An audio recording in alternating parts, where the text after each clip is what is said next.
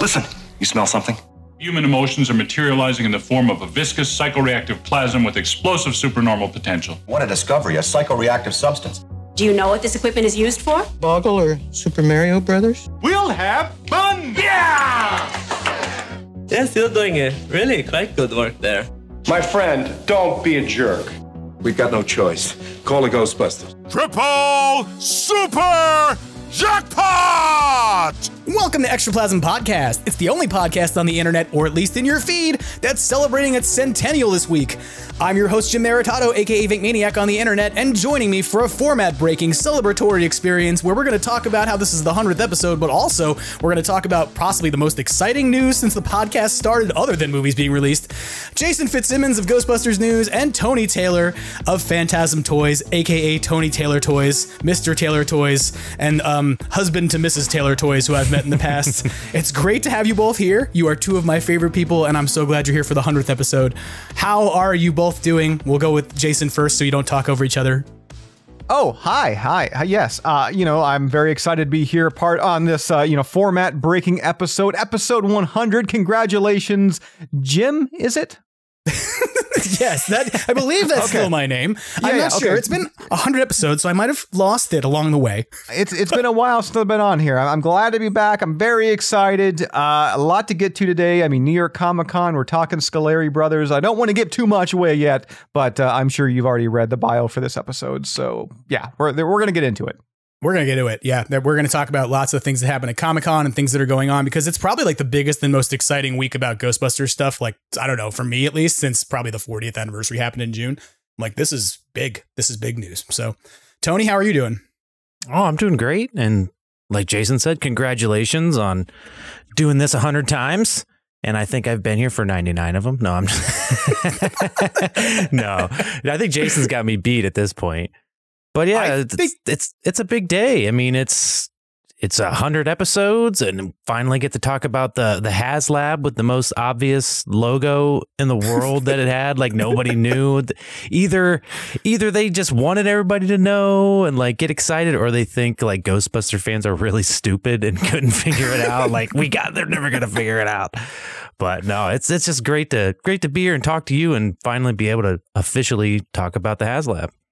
I'm not going to pretend that at certain points my intelligence felt a little insulted over the last few months as people were like, look, it might be a slime blower. There's Ghostbusters 2 clues. And it's like, there's also a tire and a fin. Like, where do you think this is going?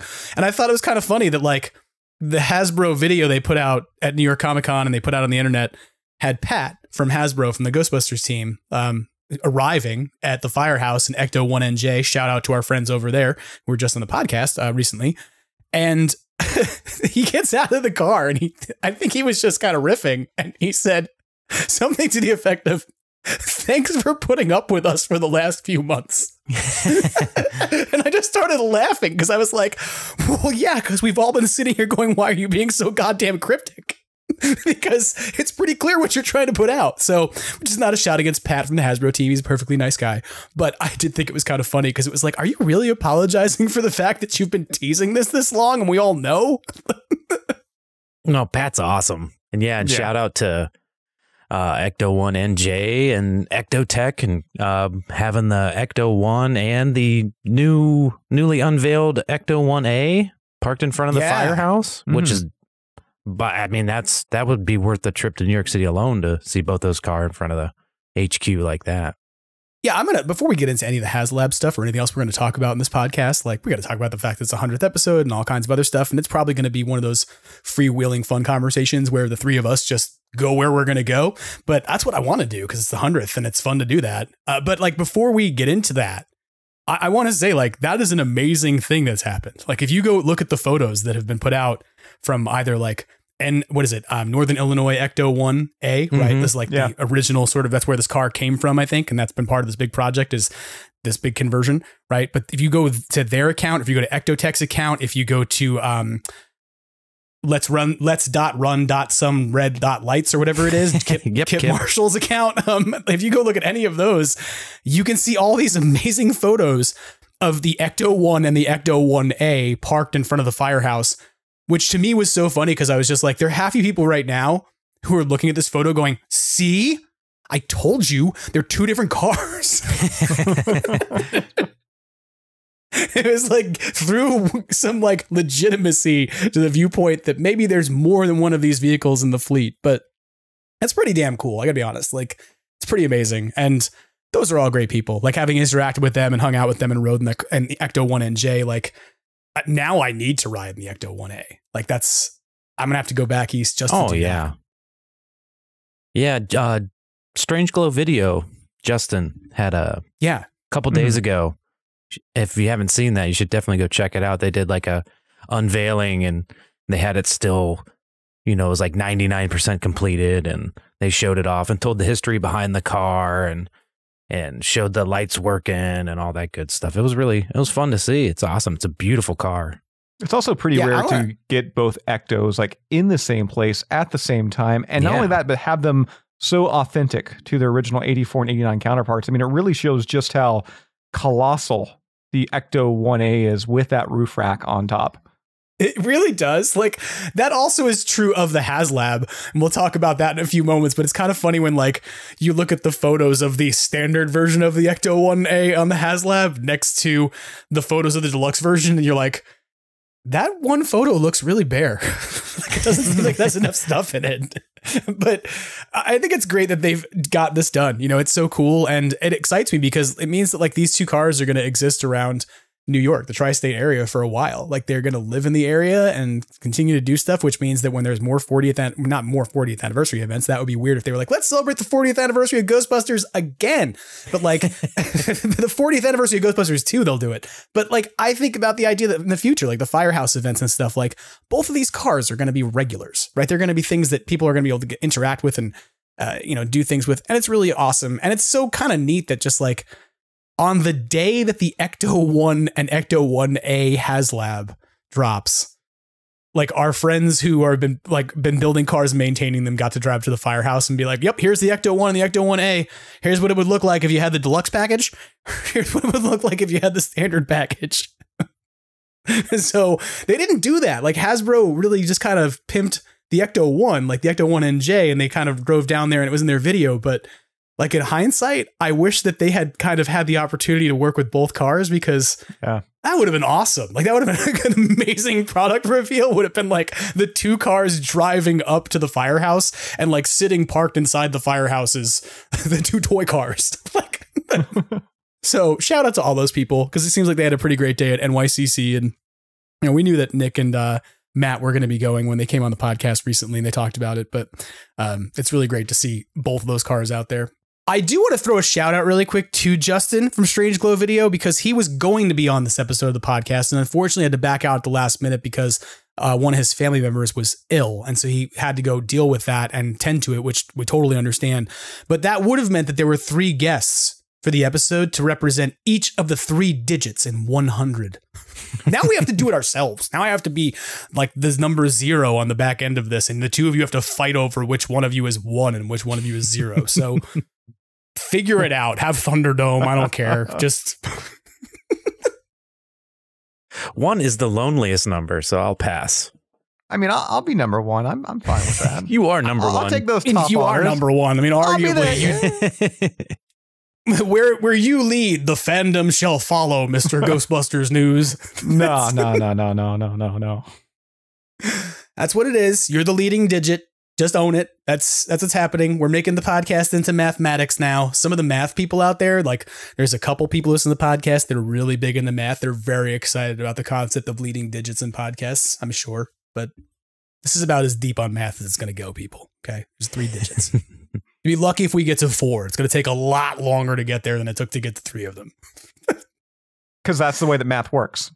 Yes, agreed. Yeah, like it's kind of the way the graveyards work in Ghostbusters Afterlife. It takes longer to build up the population. You got to have the city running longer to have a larger number of dead bodies in the graveyard. What am I talking about? I don't even know.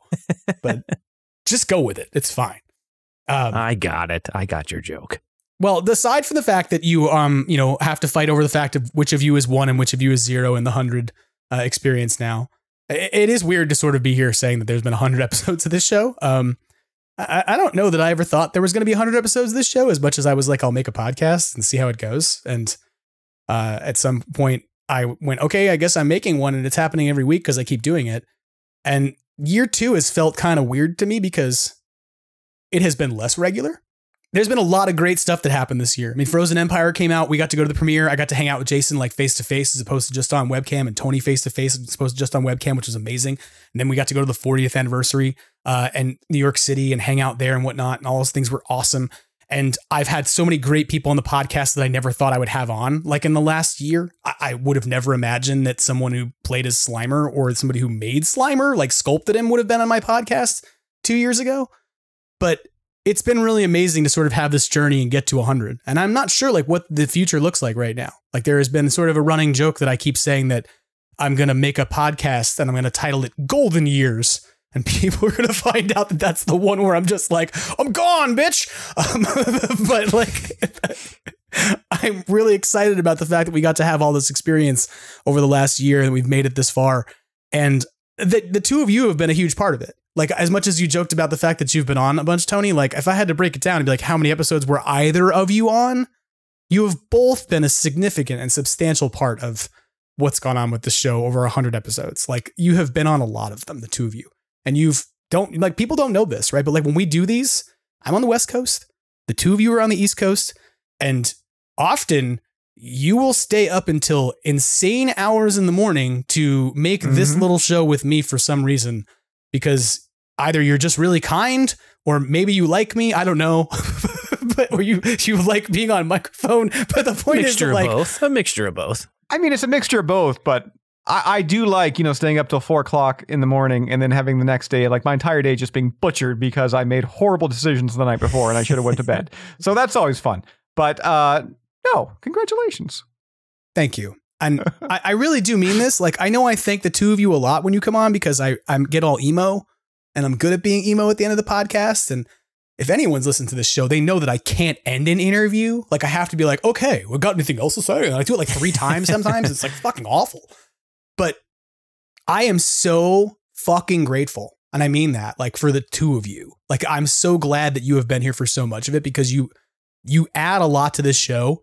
And when you come on the show, you don't just come in and be like, hey, let's just like, do this in a way that we're going to get through it.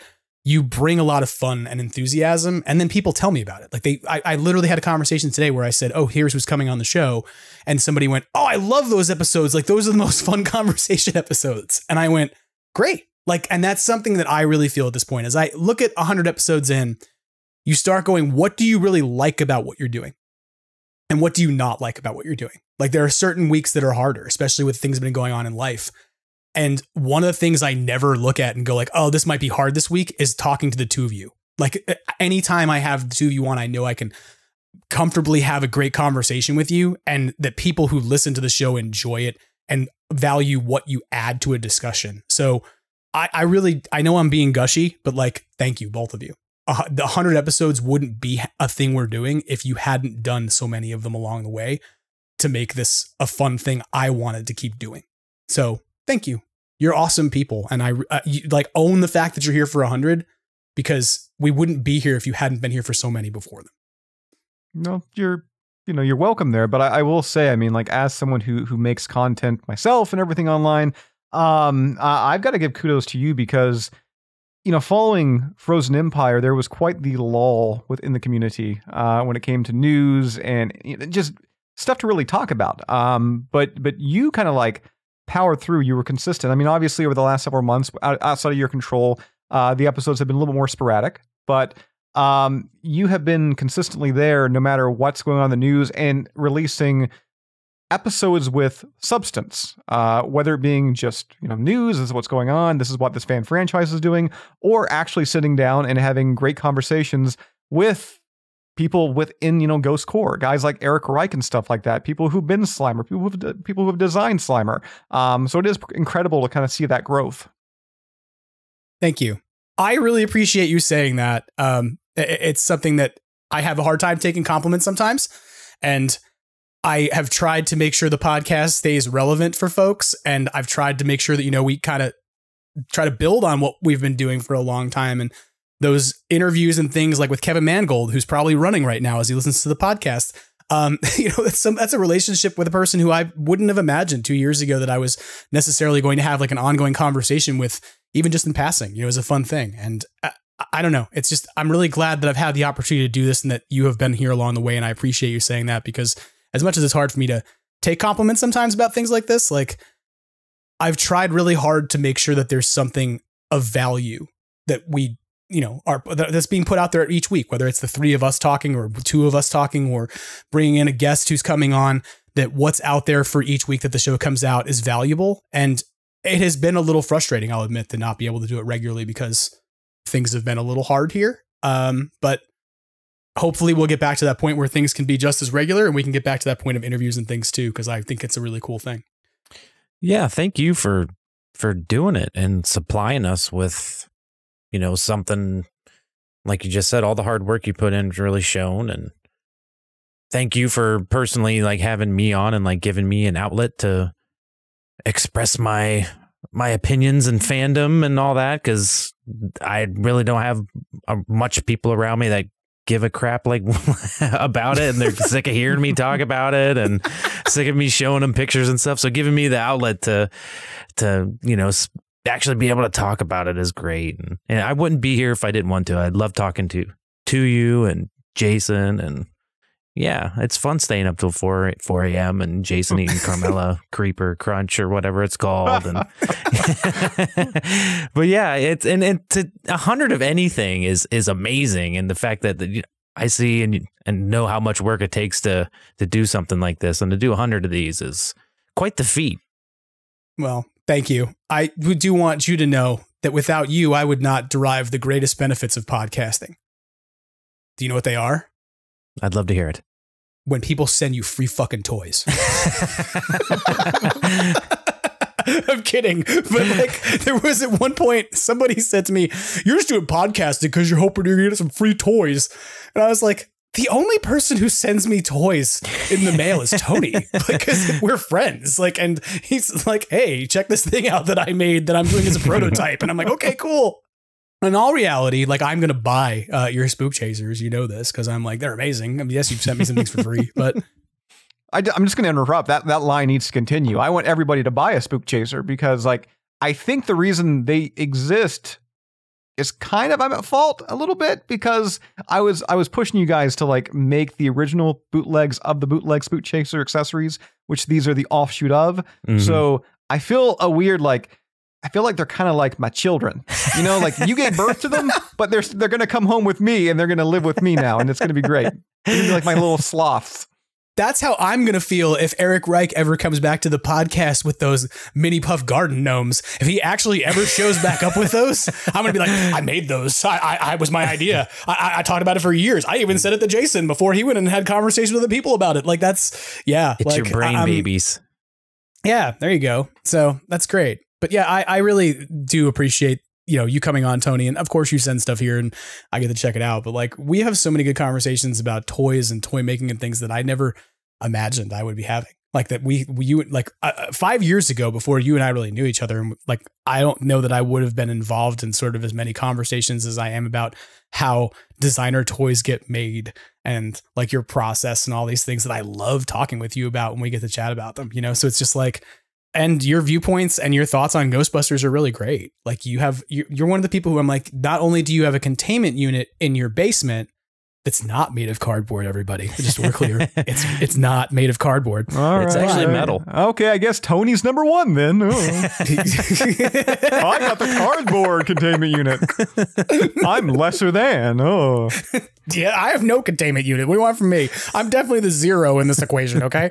So, like, but I mean this, like, you are a person who has a lot to say at an intellectual level about the fandom, and you offer up some really great insights. Like, that's, a lot of people can collect stuff and a lot of people can build stuff, but having some really good thoughts and some good analysis of things is what makes a good podcast. And you've been a great, as we've sort of joked about it, unofficial co-host, right? Like the unpaid, unofficial, regular recurring Tony Taylor that you are.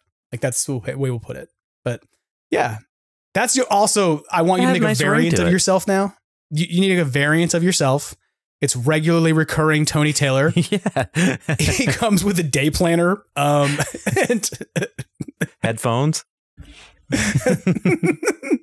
A travel backpack with one change of clothes. Yeah. Regularly recurring Tony Taylor. Well, again, not to continue gushing about the 100th because I feel like I'm navel gazing at my own podcast now, but like I'm very grateful for the two of you. I'm glad we're here. And I'm glad we get to talk about everything we're about to talk about, because one of the things that I have been talking about persistently and consistently over 100 episodes is the fact that my Maddie collector figures don't have a car. And as of this morning, when I logged onto Hasbro Pulse and saw that there were 3 backers for it, I became backer number 4 of the HasLab Ecto-1, which, to be fair, is plasma size, plasma series, and it's plasma series sized, and it comes in some plasma series figures, but I'm not going to lie. They're never going to ride in it, ever. Because my Maddie collector figures totally are.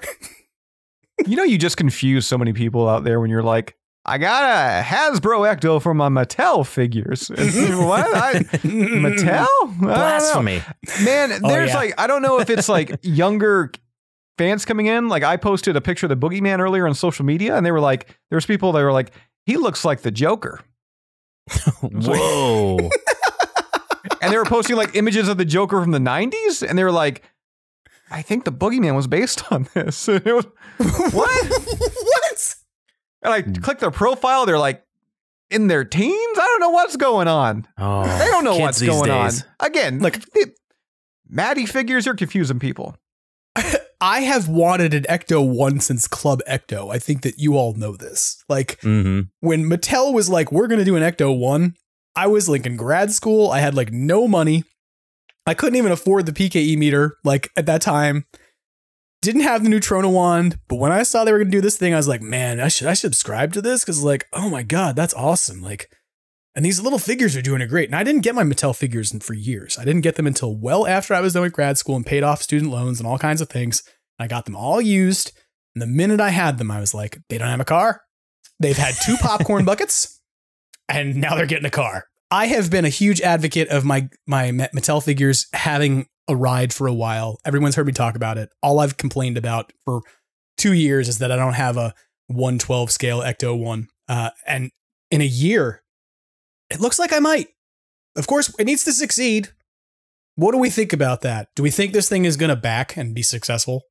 It's kind of hard to say, considering we are just at the beginning of it right now. And I was kind of talking about this earlier before we started recording, that I did not get my press release on this from Hasbro until pretty late in the day. So I think there's a lot of people out there that may just not know yet that it's out there. So we may see like another kind of push, depending on what news outlet, toy collector outlet, what have you, picks up on this. But yeah, for me, like I'm really hoping that this happens, despite the fact that I don't need another Ecto. I know I don't need another Ecto whatsoever. Yes, I got way too many. Yeah, of course you do. Yeah, okay, fine. But the fact that it does fit, like, it's so crazy to think that 40 years have passed. I mean, obviously it's not been 40 years of action figures, but still. Right. And we've never gotten an in-scale Ecto-1 for 6-inch action figures. That's crazy. Right. It is crazy. It's bonkers. Like it's totally nuts. And just to be, so we're clear, the number of backers at the time that we are recording right now is 3,602. So we're beyond a quarter of the way there. And when we started like chatting before we hit record and everything, which was like, for those of you listening at home, was probably more like an hour ago, the number of them was 3,551. So in the time we've been chatting, like it's been backed like 51 more times. Like it's Friday night. People are finding out about it. I'm not going to be shocked if like we wake up in the morning and it has 4,000 backers. Like if that makes sense, because and we're a third of the way there, because it seems like as people are finding out about it, they're pretty excited. And I don't know about the two of you. Like I've seen a handful of like comments that are like, it's a dust collector and I don't need another dust collector. But for the most part, everything I've seen from people reacting to this has been pretty positive. Yeah, same. I mean, there's definitely been like a few nitpicks here and there. Like I saw some stuff where it was like, Man, I wish Hasbro wouldn't do toys. Instead, they would do high-end props like the Proton Pack. And it's like, the Proton Pack was a toy, okay? This is a toy. Right. The only difference is one you wore, this you're going to have on the shelf. And I guess, you know, if you want to play with it, go ahead. If you want to do some figure photography, go ahead. But I don't know. It's an oddity in terms of, I can definitely see people's arguments in terms of, okay, where am I going to put this? It is a large thing. It's like, what, like 2 feet? So it is a large scale item, but it looks awesome. I mean, both versions look awesome. And that's the other thing too, is, I mean, I know myself, I'm going to have to grab 2 of these. Like, I've already ordered 2 of these. I need the Ecto one. I need the Ecto 1A. So like, to me, it's almost like, that's like almost 4 feet of my house. So it's like a small, like, border that I'm bringing in that doesn't really like pay rent or anything. In fact, it's costing me a lot of money. So we're clear. So everybody knows it's 22 and a half inches long, right? So it's just shy. It's 1.5 inches short of being 2 feet long, right? Yeah. And I appreciate that you're buying 2. I have been asked this several times, and Tony, I'll ask you as well. How many am I buying? I bought 1. I backed it once.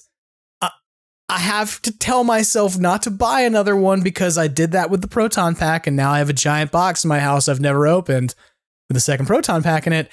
And I know I have two in the boxes coming, like when those show up in a month or whatever it's going to be that they show up. And I'm going to look at those and go, why did I do this? So I only bought 1. So if anybody out there is like, you said you really wanted this and you only bought 1, what the hell is wrong with you? Yeah, you're totally right. Like, I did not throw my weight behind 2 of these, and I will have to deliberate about which way I display it for sure.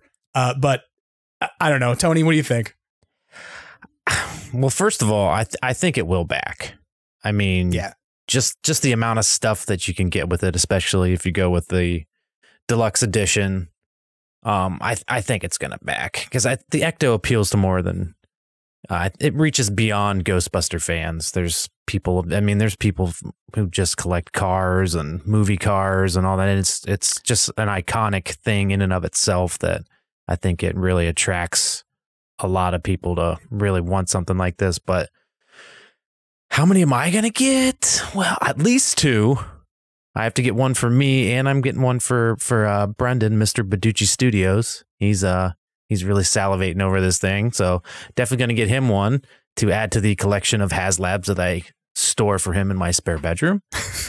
And true story. The Badoochi vault is in Ohio. I mean, no, it's not. I don't have any things in there.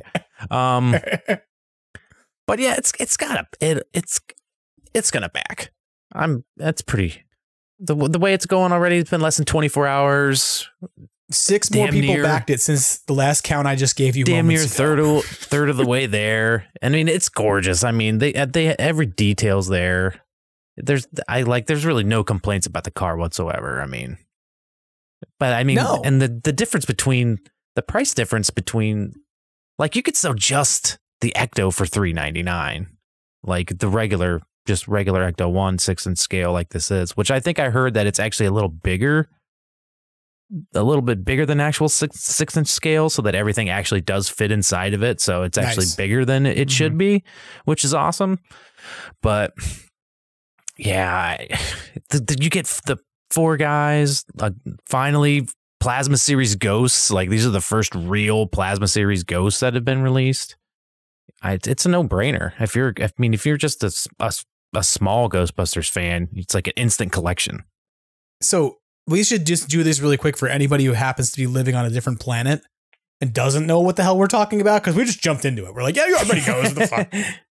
But like, if you're listening to this, you probably know what we're talking about. You probably do. But like, your options here were a $325 standard package, right? For the 6-inch scale Ecto 1 with lights and sounds, the 1984 Ecto 1 hubcaps, the decal sheet for the 1984 Ecto, the gurney, the librarian ghost action figure with a stand and Slimer, and a library books accessory that went with it. That's it if you go standard, right? That's $325. Now I just want to do this list for the deluxe. It's a long list. It includes that base model Plasma Series 6-inch scale Ecto 1 with lights and sounds. It includes everything we just talked about, like the hubcaps, the gurney, the decal sheet for the Ecto 1, the ghosts, etc. But then you get into the Ghostbusters 2 conversion kit, which has a roof rack with functioning lights. And as I understand it, having talked to folks who were on the ground in NYCC today, that means that you have like 6 or 7 different overlays that go on the sides of the signs for the car. Like, like where it essentially says like Ghostbusters and for hire on the Ecto 1A. They're like overlay pieces you can slide in to have each of the different things that the signs say that you could put into the slot, which is awesome. From there, you're getting the red rear bumper for the Ecto 1A. You're getting the Ecto 1A decal sheet, the Ecto Charger pack accessories, the Extraplasm slime streams, the Ecto 1A hubcaps, a Ghostbusters 2 toaster accessory that looks really, really, really similar to this thing I have called Grave Little Toaster that some company made. A hot beverage thermal mug accessory, a free balloon for the kids that Egon can apparently hold in a photo, some Plasma Series Proton Pack accessories, like 4 of them, Proton streams, and then Ghostbusters 2 Plasma Series figures. I'm just going to say this, okay? Is there even a reason for anybody to back the standard? Maybe as your second. Like if you want to buy 2, I guess you really don't need, 8 new Ghostbuster 2 figures, but it's what, $75 difference. I don't know, to me, and I'm horrible with money, just so you know. Two slime blowers, I'm like, all right, that's worth $75. I can deck my full team out in slime blowers. I don't know, and another thermal mug and a free balloon for the kids, why not? And the fact too that these are going to be exclusive heads. That's another big thing. These are brand new Plasma Series head sculpts for Egon, Peter, Ray, and Winston. I mean, who knows? Maybe the heads will get reused over like on another figure down the way. Who knows? But right now, we're to believe that these are exclusive heads. So, you could, if you want to, if you like Venkman's face had more on this, you could swap it out with the original Venkman head. So kind of opens up a bit of customization there too, which is nice. So I don't know. I think for the $75, I went with the deluxe versions for both the ones I ordered. You stop coming up with these reasons why I'm going to have to buy 2 of these. I'm trying not to, and you're like, you could take the Venkman head off the existing Plasma Series figure, and you can put the new one on because it's way better. And it totally is. Let me tell you, I'm going to gush about this for a little second here. I've always, when somebody asks me like, what's my favorite figure out of this line, or what have you, usually Ray is always my guy because he comes with the Ecto goggles, and I just love the way he looks all suited up. There's just something about the Rays, like the Ray action figures, goggles, all that stuff. But the one shot that they have of Ray with the slime blower, with like that green light kind of shining on him from the side, it is so good. And like that shot was like the one where I was like, all right, my second Ecto, I'll go with the deluxe again too, just because I want that figure again. And again, I'm probably going to pop that head off and put him on my standard Ray stance figure. I mean, I'll be more gauche about this, right? Like if there's a reason why you should just buy 2 deluxes if you're going to buy 2 cars anyway, it's the resale value of all the crap you don't want. Like it's the fact that you could take it to eBay and be like, hey, it only cost me $75 more to get all this stuff. So if I don't want my second set of Ghostbusters 2 Plasma Series figures, I can throw them up on eBay for $15 a piece, like as a set. I can charge $60 for them. And what do you know? I just made back most of the $75. Like it's one of those things where I think we're going to see a lot of people who buy 2 deluxe sets, and then we'll see some of these being broken up because people don't feel they need 2 sets of figures. But I think you're right in that, like, there's not a reason not to buy the deluxe model. Like, I appreciate they created 2 for people who want to save money and who are not that jazzed about buying more figures and who are more into this for the car, right? I appreciate that. But I was expecting, I mean, look, I'll just say it. When they did the accidental leak of the Dev versus Prod website last week, and they were like, hey, it's definitely not a playset, and it's definitely not a this, and it definitely doesn't cost $900, and they put it on Reddit, I expected 2 tiers that were probably going to be like, one would be $300 to $400, and the other would be like $500 to $600. Like that it would be a significantly higher price point for something. I'm stunned. I think that this is a really good deal. When you look at all the stuff that you get for $400 in a deluxe package, it's an incredibly good deal. Like There are 7 action figures involved in this thing if the Louis Tully figure gets backed. Right? Like if we, and this is something we haven't talked about yet, but like if the early bird happens where like enough of us back this thing in the first 2 weeks, we all get Louis Tully figures. That's different than with the thing they've done in the past where like only people who back early will get the early bonus. Instead, this is literally everybody will get a Louis Tully from Ghostbusters 2 as a Ghostbuster action figure, right? Like 7 action figures, the car, all of these accessories. $400. It's crazy. The 7 action figures alone, if you were buying Plasma Series action figures, would probably cost you $22.99 each. So you break that down and you're like, all right, dial it down to 20 if you want to for a reason, just because you get them on sale. That's $140 worth of action figures that go along with the car. And what is it costing you? Like you get 2 of those figures with the $324 pack, right? So you're getting 5 additional figures, plus all the Ecto 1A accessories that you could possibly want, plus all of these accessories from Ghostbusters 2, like the slime blowers and all this stuff, for $75. It's an amazing deal. Like I just I couldn't believe it when I saw how much they were giving us at the price point they were giving us.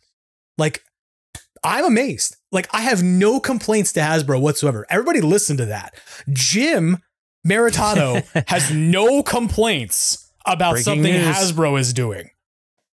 I think the other thing that really surprised me too about this is when it came to like the extras, like not the Ecto stuff, all the other stuff, Slimer, Library Ghost, and especially, I mean, I've already kind of like we've already touched on the Ghostbuster 2 figures of the 4 guys.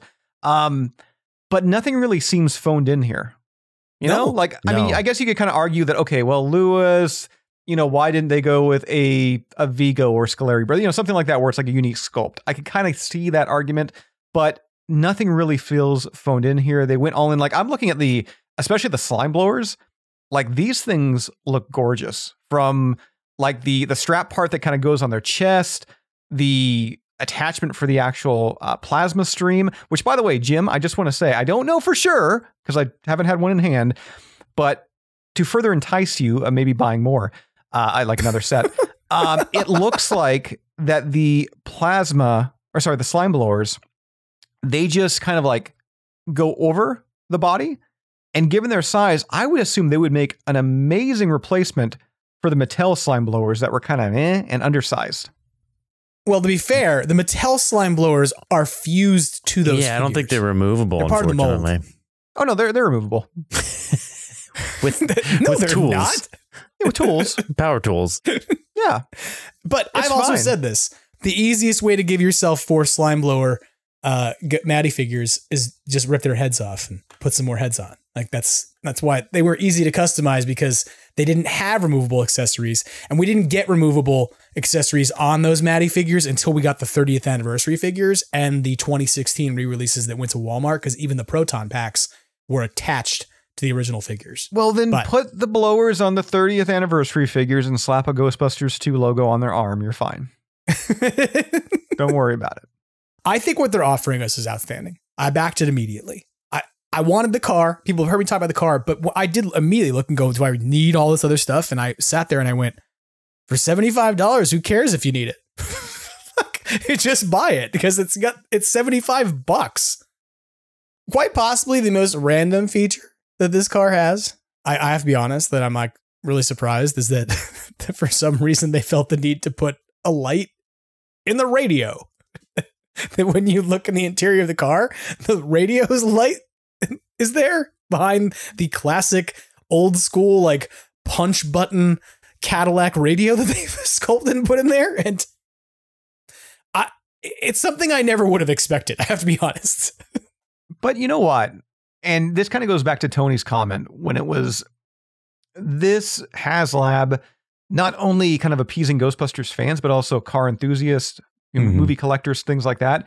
Because like when I look online, like if you YouTube Blitzway, like their Ecto one, there are so many people that have unboxed that and reviewed that you see the background of their video and it's like the Batmobile and the Back to the Future DeLorean. Right. And like Ghostbusters is not their thing, but they are buying iconic vehicles.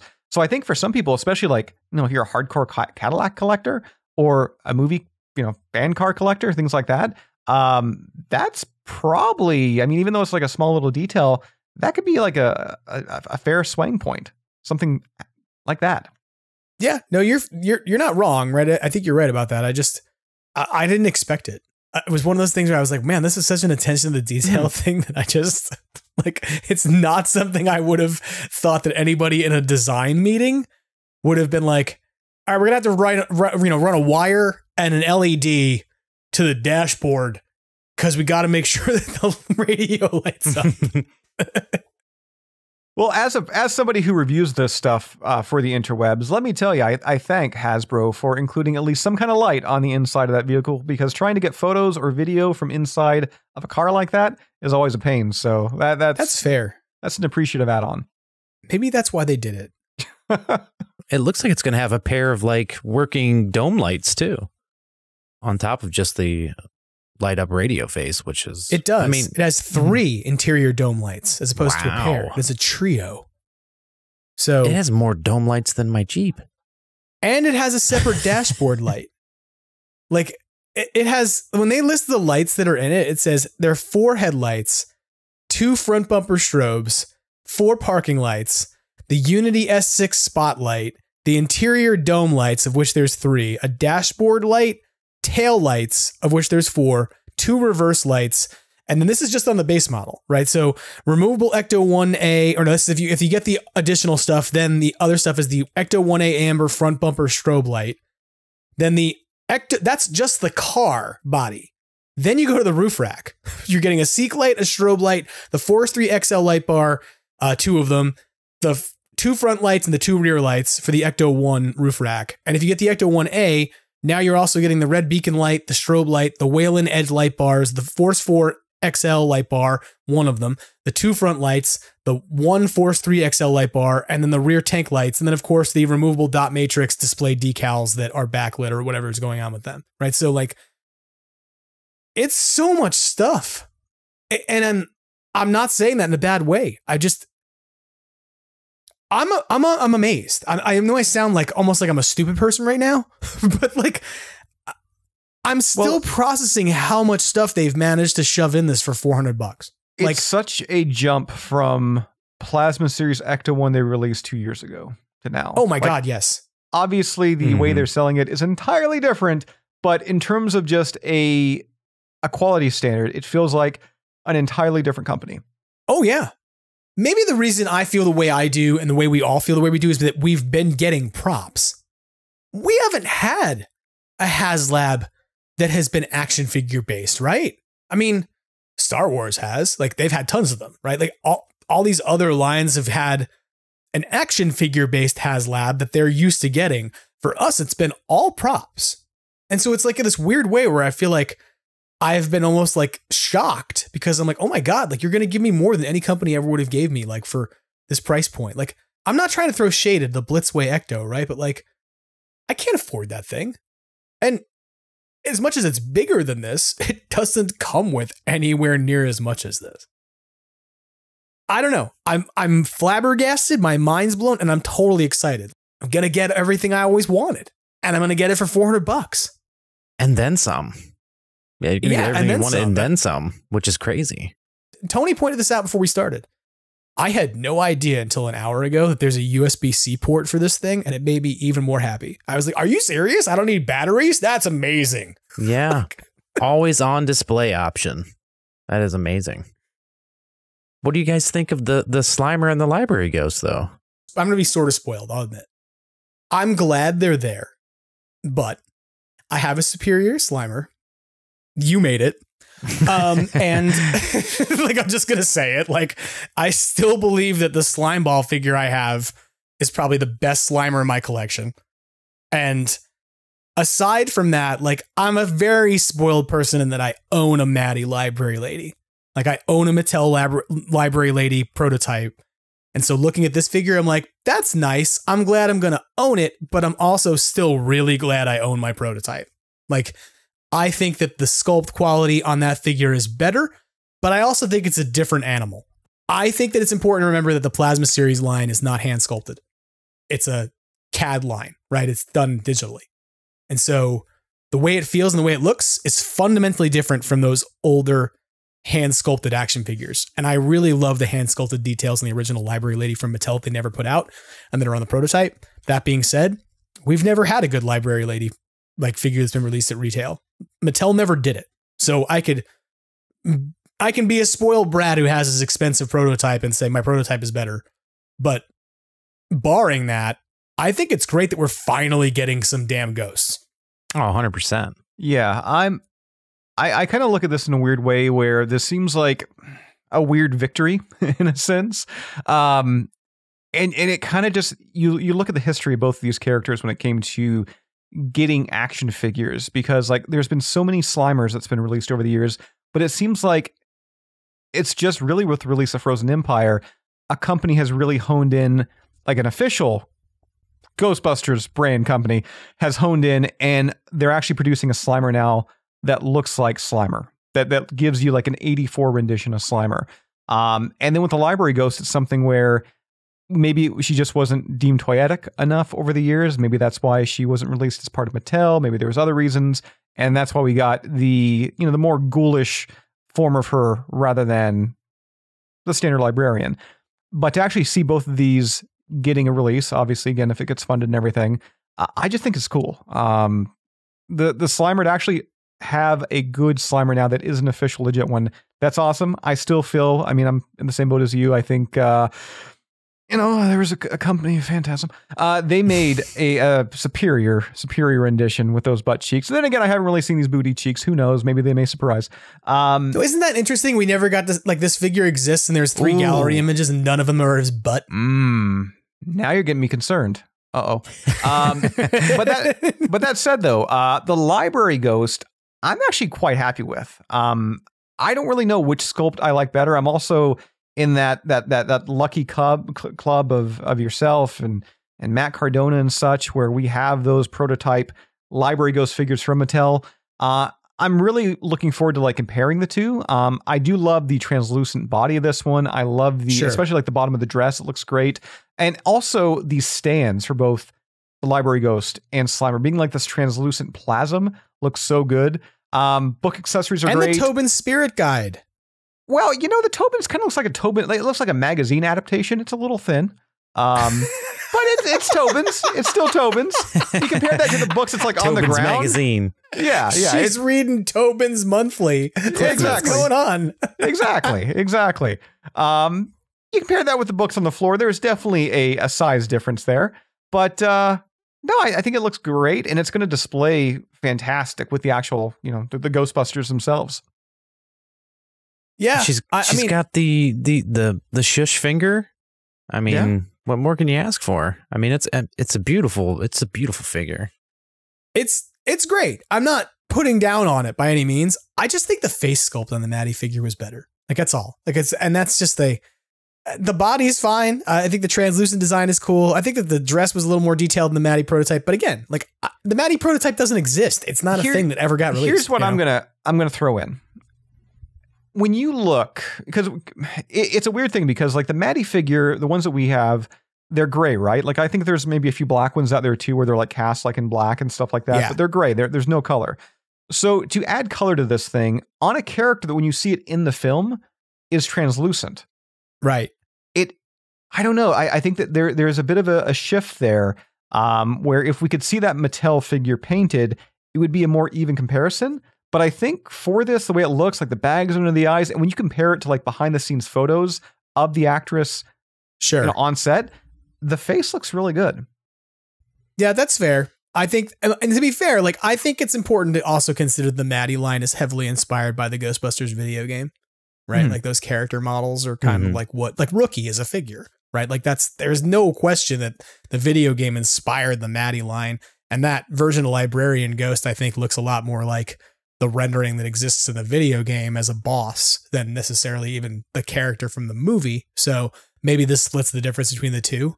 What I'm wondering, and this is something I've never talked about in the podcast, but I think it's worthwhile to consider now. Where did these two ghosts come from? Like, were they just something that was developed as brand new for this HasLab, or were they part of a planned release of Plasma Series figures for Frozen Empire? Because, like, this is a Frozen Empire Slimer. Like, we could say it's 84 Slimer, but it's Frozen Empire Slimer, right? I like, mean, they're interchangeable at this point, really. Yeah. Like, sure. But, like, I look at this and I go, these are two characters who are, yes, from the original movie, but they also just showed up in Frozen Empire, right? And I've never talked about this on the podcast, for real. The two of you know this because I've had this conversation with you in private. But back in January, I made a pre-order on deepdiscount.com. And that pre-order was for 6 Plasma Series Ghostbusters action figures that were never released. And I shouldn't say that. I shouldn't say they were Plasma Series because we don't know that for sure. But back in January on the 9th, I placed an order for 6 figures that were named GHB Data, GHB Fact, GHB Gravity, GHB Research, GHB Retort, and GHB Volume, with a presumed release date of March 4th, and their price point each was $22.47. And they were put up on deep discount accidentally. Now, I've never reported on it because I didn't want to report on figures that weren't necessarily being released, and I didn't want to like burn out Hasbro on, oh, they might have had a line or whatever. But like now we're here. Like these 6 figures never existed. What do you think the chances are that these 2 ghosts would have been ghosts from that Plasma Series line alongside 4 other figures like maybe Lars and Gruberson, etc.?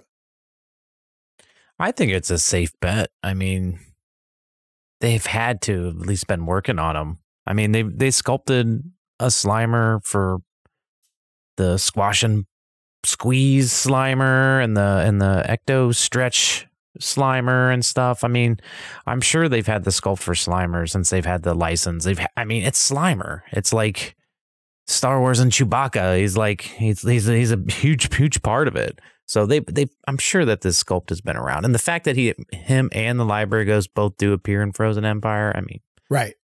Yeah, I'm sure that these have been like kind of in the works, and this is their way of actually making them happen. And I'm glad they are, because I mean, like it's a Ghostbusters line. You need something for them to actually bust. So to finally get them is amazing. It is kind of sad though that the fact that to actually get a Slimer figure, and I mean, and go ahead and throw the Library Ghost in there too, that it has to come from a crowdfunded thing. Right. Like this could just be a regular release and everybody would go buy a Slimer. And I think the Library Ghost is such a cool looking figure that that she would sell like crazy too. Like all the figures that are pretty much coming with this could be a nice wave of figures just as for a regular retail. So, but it does kind of bring the question up. Like if this does turn out to be a huge success, like let's say it sells gold 12,000, let's say 15,000, 16,000, something like that. Who knows? Do you think then that like going forward, I mean, it's not like the Plasma Series has existed in action figure form over the last couple of years. Like that could be just what Plasma Series is going forward. You know, we could get play sets and ghosts and characters and stuff. Yeah. And that's the Plasma Series. It pretty much becomes like almost like a Matty Collector style model at that point, to some degree. And I don't think that's necessarily a bad idea. You know, I think if we can get product reliably that we like, and this is a good deal. Like I'm not. Yeah. I know I'm really good at being critical about high expensive stuff. I know I am. Like I'm very good at being like, hey, your cardboard containment unit costs $70 and I'm angry at you about it. Like this is a situation where I'm like, it's a great deal. I'm over here like only $70. My wife is like, what's this charge on our credit card? Well, let me tell you, we're getting a containment unit, hun. No, I mean, honestly, if this is a success, Hasbro next year, give me a Firehouse with the Spanglers. I think that would be like just seeing the continuation of the line in that sense. And seeing Plasma kind of live on in this, you know, the HasLab model, I think would be, it's not ideal because it would be, it does lose its luster not being able to go out and just, you know, spend $20 on an action figure. And it does suck because it would price a lot of people out of the line, right? Like it sucks that, you know, like let's say if they were to do a Spangler clan down the road for something else like that, or let's just say if you want Ghostbuster 2 figures that you just cannot buy the gray uniforms for $20 a piece. You know, like that's a bummer because it instantly prices people out. But I don't know, at the end of the day, they got to go with what makes them money. And if the Plasma series, if there's a reason that we were not getting figures for 2 years. And I would think the reason is they just weren't moving as well as they should, right? And if this is their way of securing, okay, we know we're going to pre-order this amount and we can make this amount and we make a profit, go ahead. If that means more Ghostbuster figures, I'm all about that. I think, look, I agree with you. The one counterpoint I would make here maybe is that I think it's becoming incredibly expensive to be a Ghostbusters fan. Like my sort of like kvetching over the last like probably 6 months has been that every single action figure thing that's being released other than this is happening at some sort of, problematic price point for me, I know we're going to dive into Mondo, but I made this point recently. Right now, at this very moment, well, over the next couple months, Ghostbuster fans right now are being presented with honestly like 3 of the best releases ever. If you're a real Ghostbusters fan, Mondo is making the best figures for real Ghostbusters ever made. I mean, at least from what we've seen. If you want figures of the actual Ghostbusters, like elite figures, Blitzway bringing back their figures, I mean, those things are freaking amazing. And not only did they bring them back, I mean, I didn't buy the original set because I did not like the way Winston looked. There was something there where I think he looked a little like red. I don't know. There was something there when it came to like the color choice of like his skin that just did not sit right with me. They looked a little too serious. They did a phenomenal job on these new head sculpts. So you're getting those ideal Ghostbuster figures. You're getting the ideal, like the perfect real Ghostbuster figures also at the same time. And now you're getting this Ecto 1 and Ecto 1A. This is like the best assortment of Ghostbusters figures and now playset ever offered. And they're all going to be released. Well, kicked off, I should say, because some are going to be like quarterly releases like Mondo within such a small window of one another. It's a shame because not only are some of these pricing fans out immediately because of their price point, but for the fans that do have money, I don't know a lot of them that can actually back everything. Right. Mm-hmm. And that's going to hurt the Ghostbusters brand because like when Sony's looking at the sales, like, how did this do? One of those companies, they're going to come up short. Right. I don't disagree with you at all. Right. Like, and look, we're going to talk about the Mondo figures in a second. And I know I've been sort of joking about, even off air, I was joking how I'm going to be very harsh on them. But like, I guess what I'm trying to get at is that when I look at what's being offered by Hasbro and we sort of say it might be a shame that people are priced out, my question is, are they?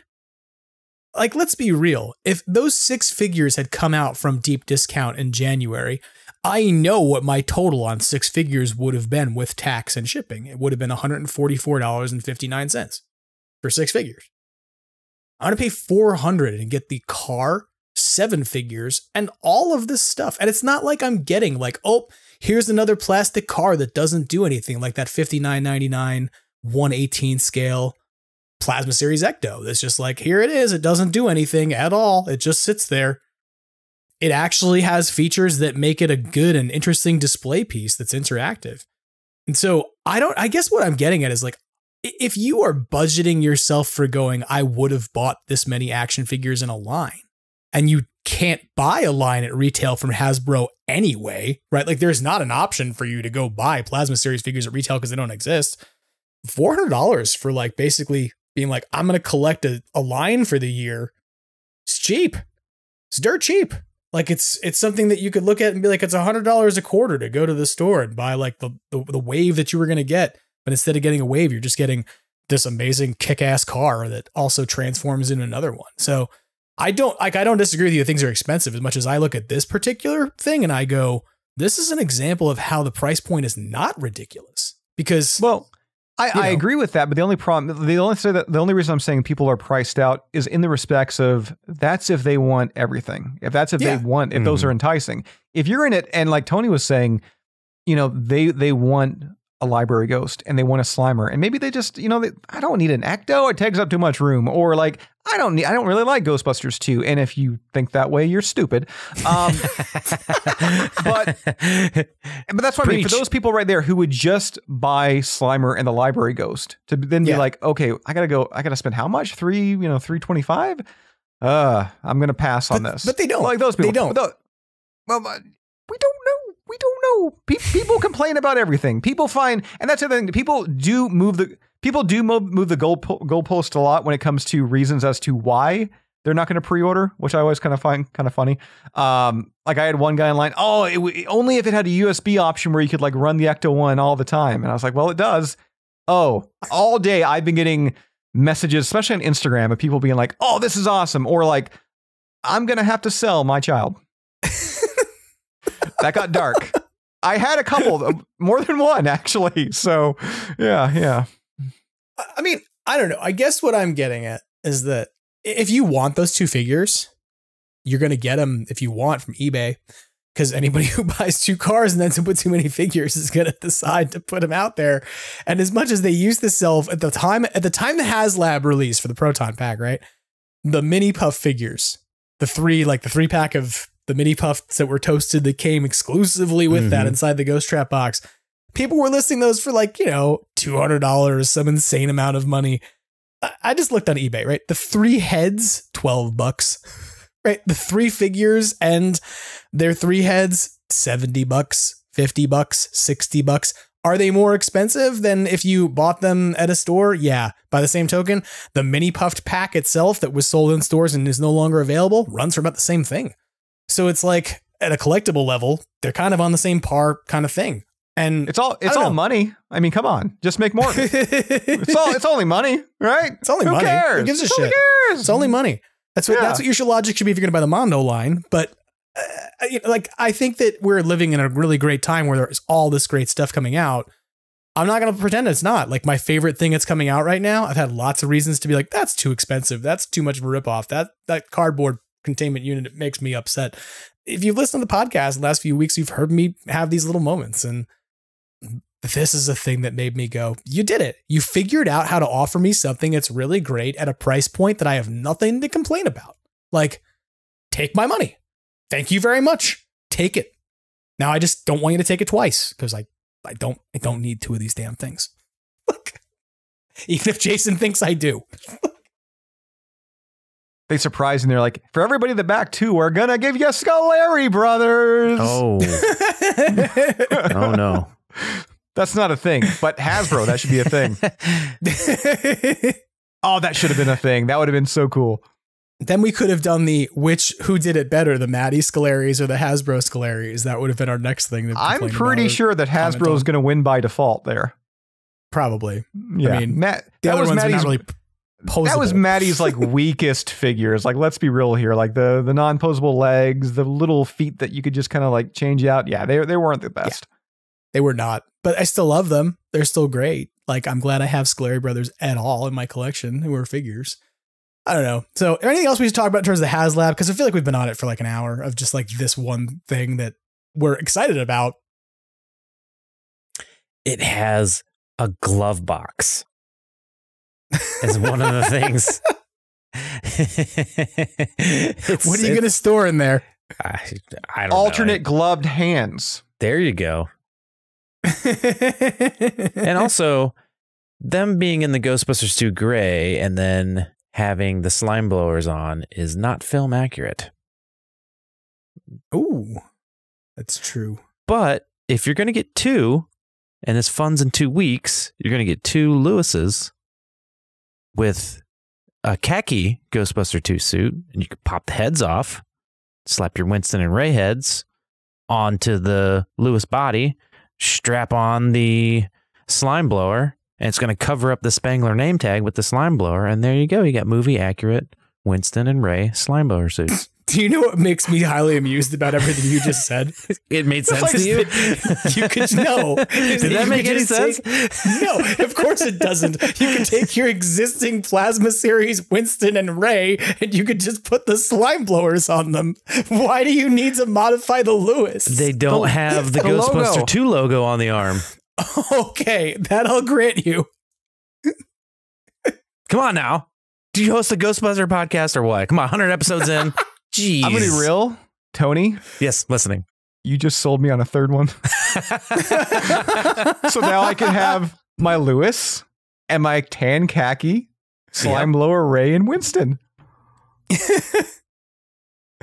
Well, if I had any concerns about this thing getting backed, I just got to keep you on the podcast long enough for Tony to convince you to buy all 5 you're allowed to buy, and then we'll be good. Just so we can do this because it's fun. We've been at this for an hour and 15 minutes. Yeah, see if we can convince Jason to reach the five per customer limit. That's not what I was going to say. I was going to say, let's see what the count is now. Okay. Yeah. It's 9 p.m. almost on the West Coast on the night that this thing was released. The last time we talked about the number, I think was like 3610. I think that was right.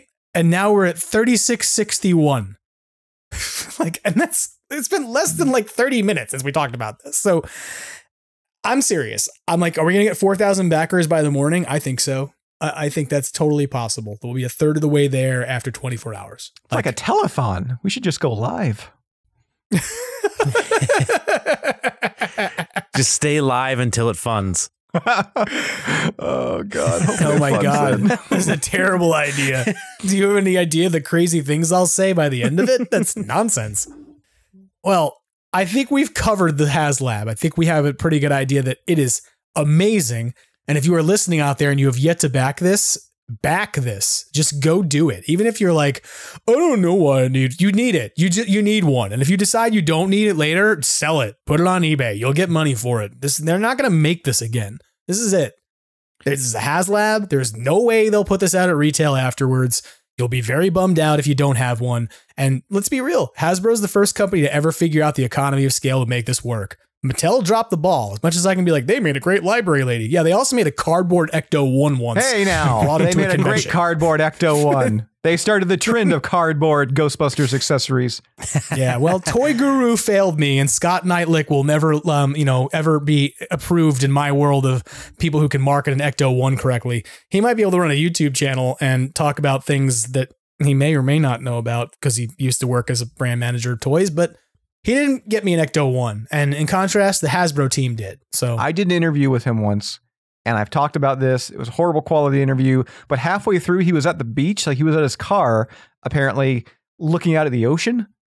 And halfway through the podcast, he spilled his margarita. So, I don't know. I always thought that was funny. Leaving spilt margaritas aside, his other claim to fame, of course, is that Toy Guru managed to put his face on the Zool box. And that's a reason that you can also go, hey, that's kind of dumb. Like, I don't think I'm going to find Pat or Zach Spina, like, hidden in the artwork of my HasLab. Or maybe just not that obviously. Maybe like, not. If you look at the tire tread of the Ecto-1s, there's Pat's face. If you manage to lift up one of the front seats of the Ecto, there's just a picture of Emily underneath it. She's like, hi. But yeah, all joking aside, yeah, this thing it's incredible and like beyond expectations. It's a no-brainer, really. To me, there's less of a rationale to be trepidatious about this than there was with any of the other two HasLabs. Like, this is a thing that many of us in the fandom have wanted for a really long time, if not as long as most people wanted an affordable proton pack that was also relatively screen accurate, had good interactive features, and was of better quality than a Spirit pack, right? And they delivered on that. So I'm hopeful that like we're going to reconvene in, a few weeks and then talk about our recent receptions of our two in the boxes and be just as joyful, because I'm so stupid excited about this. And it's a year away until we're going to get it. And now it's going to be like, when does it arrive? I need it. Oh my God. But we'll see it when it gets here. So fall 2025. Yeah, it's going to be a great fall. I'm totally stoked about this. Now, in contrast to things I'm totally stoked about, let's talk about something I'm less stoked about. Mondo came out at NYCC and had a presentation where they revealed the digital renders of their Ray figure and a silhouette of the ghost that goes with it, and a digital rendering of their Winston figure and the silhouette that goes with it.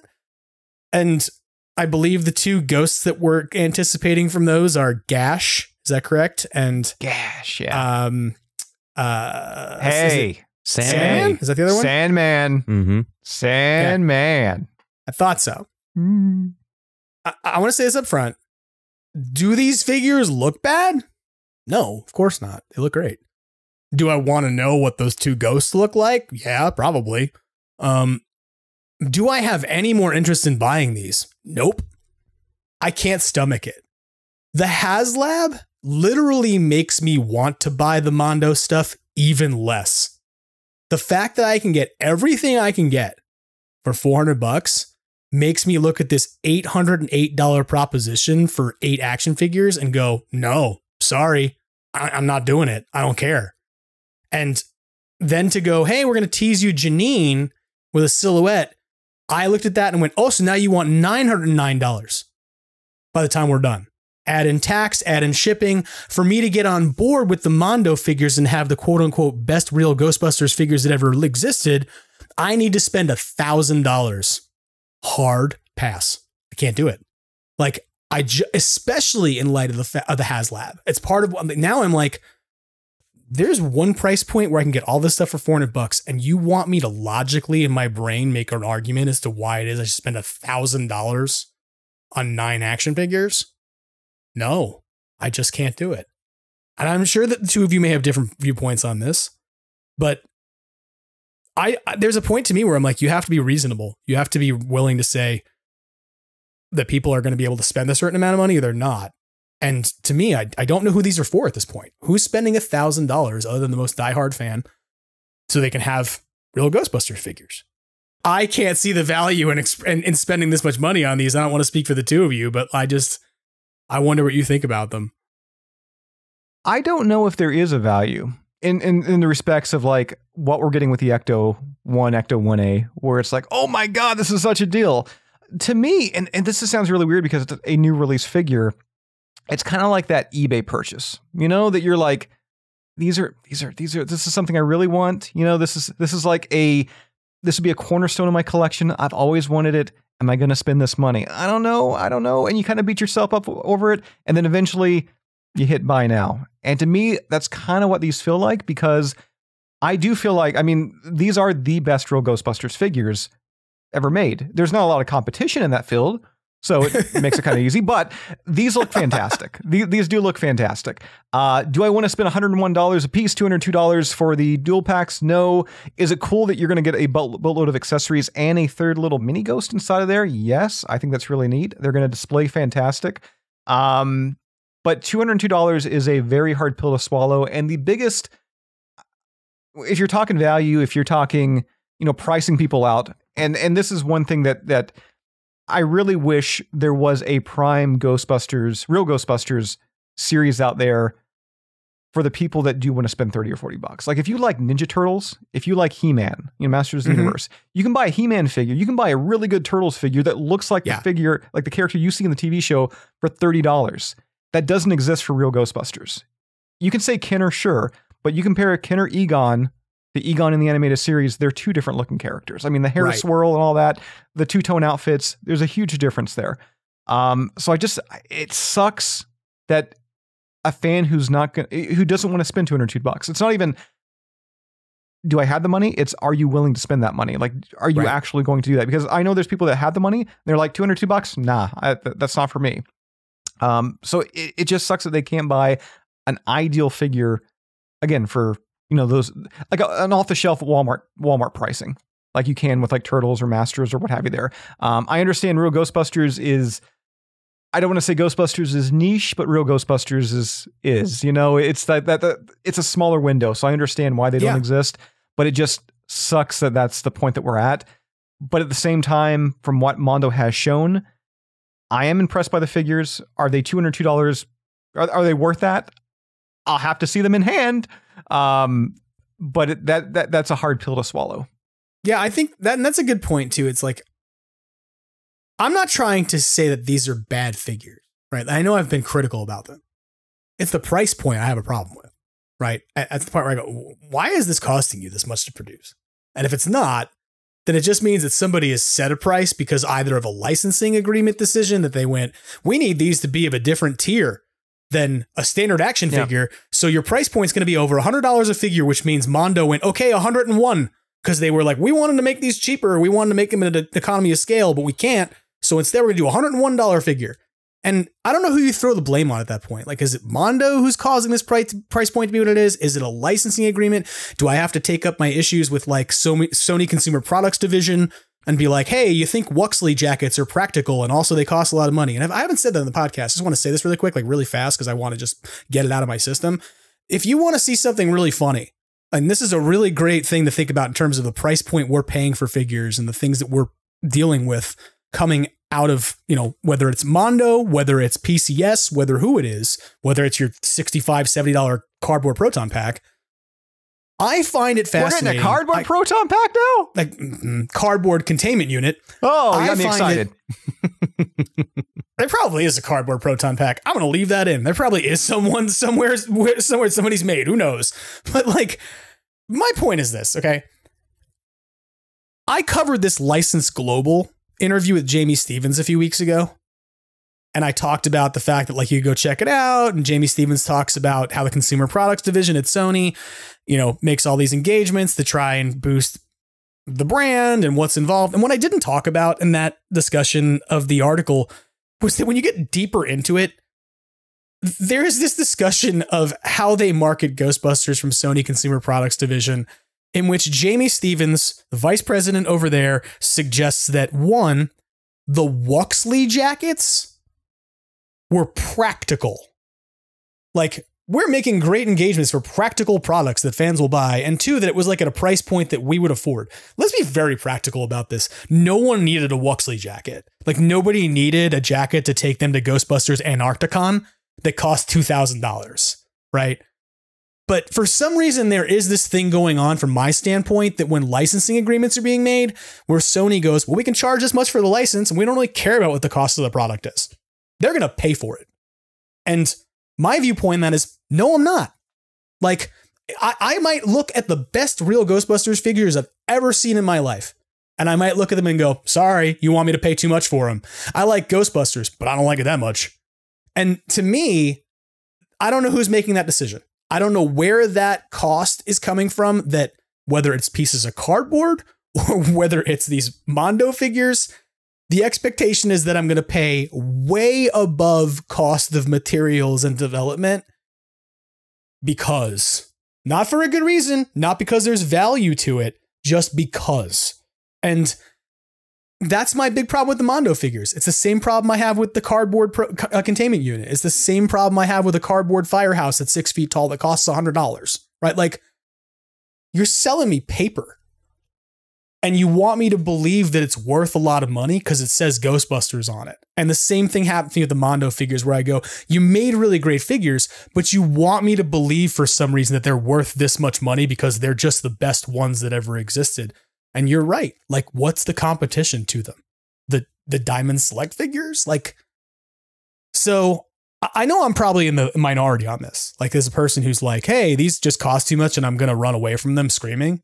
But I am. Like, there's no way I'm going to pay this much money for those figures and I'm going to let them go. I won't have a Boogeyman in my collection. I won't have a Sam Hain in my collection, and I'll live with it. I'll really enjoy my Ecto 1, though. I think kind of like what Jason said, like, we're getting all this great stuff and it's kind of bad timing because it's all kind of coming at once. Like, I think if there was some space in between this HasLab and these Mondo figures and throw in the new and improved Blitzways, I think it would be an easier pill to swallow for the collector kind of people, kind of like me, or who wants it all, I guess. But the Mondo figures, yeah, they are the best by far real Ghostbuster figures that have ever been attempted to be made, because they haven't been made yet. I still can't wait to see an actual finalized product, but if it comes down to like for me to choose, like it might be soon, because I think they're going to be releasing the Venkman, I think, is first, and he should be relatively soon. Between that and the HasLab, I'm going to have to go with the HasLab just because you're getting way more bang for your buck. But yeah, I would like that's how I feel. But the beauty of it is too, though, at least when it comes to Mondo, it's hard. There is that quarterly separation. Yeah. Which makes that pill, again, a little easier to swallow. Even though it's still the same price point and everything, the fact that you are only spending $202 every quarter rather than spending, $800 on the entire line in one drop. Yeah. And also the other thing too, if you're listening to this podcast and you're in Canada, you're international, what have you, you likely have known, or you've likely experienced getting added charges when packages arrive in your country. So when I've looked into Mondo, a lot of people have been telling me that when it comes to them sending to Canada, it's something that typically doesn't get affected too much, like the way it's kind of shipped and everything like that. So like for me, when I buy, like, let's say $100, $200 item, it's not uncommon for me to spend like an extra 30, 40, $50 on an item. So like, I'm always like pricing that out of my head. So to hear that from other sellers that have bought Mondo items up here in Canada and stuff like that, and I'm thinking, okay, it's actually feels a little cheaper now, even though with conversion, like I'm doing mental gymnastics for myself to kind of like make the blow a little softer. But I have heard really good things about their shipping and stuff like that when it comes to, again, up here. Again, though, like there's no way I could go like come out here and tell people buy Mondo, especially, and it's weird too because I'm going to be doing an eventual review on these things. I'll be unboxing them.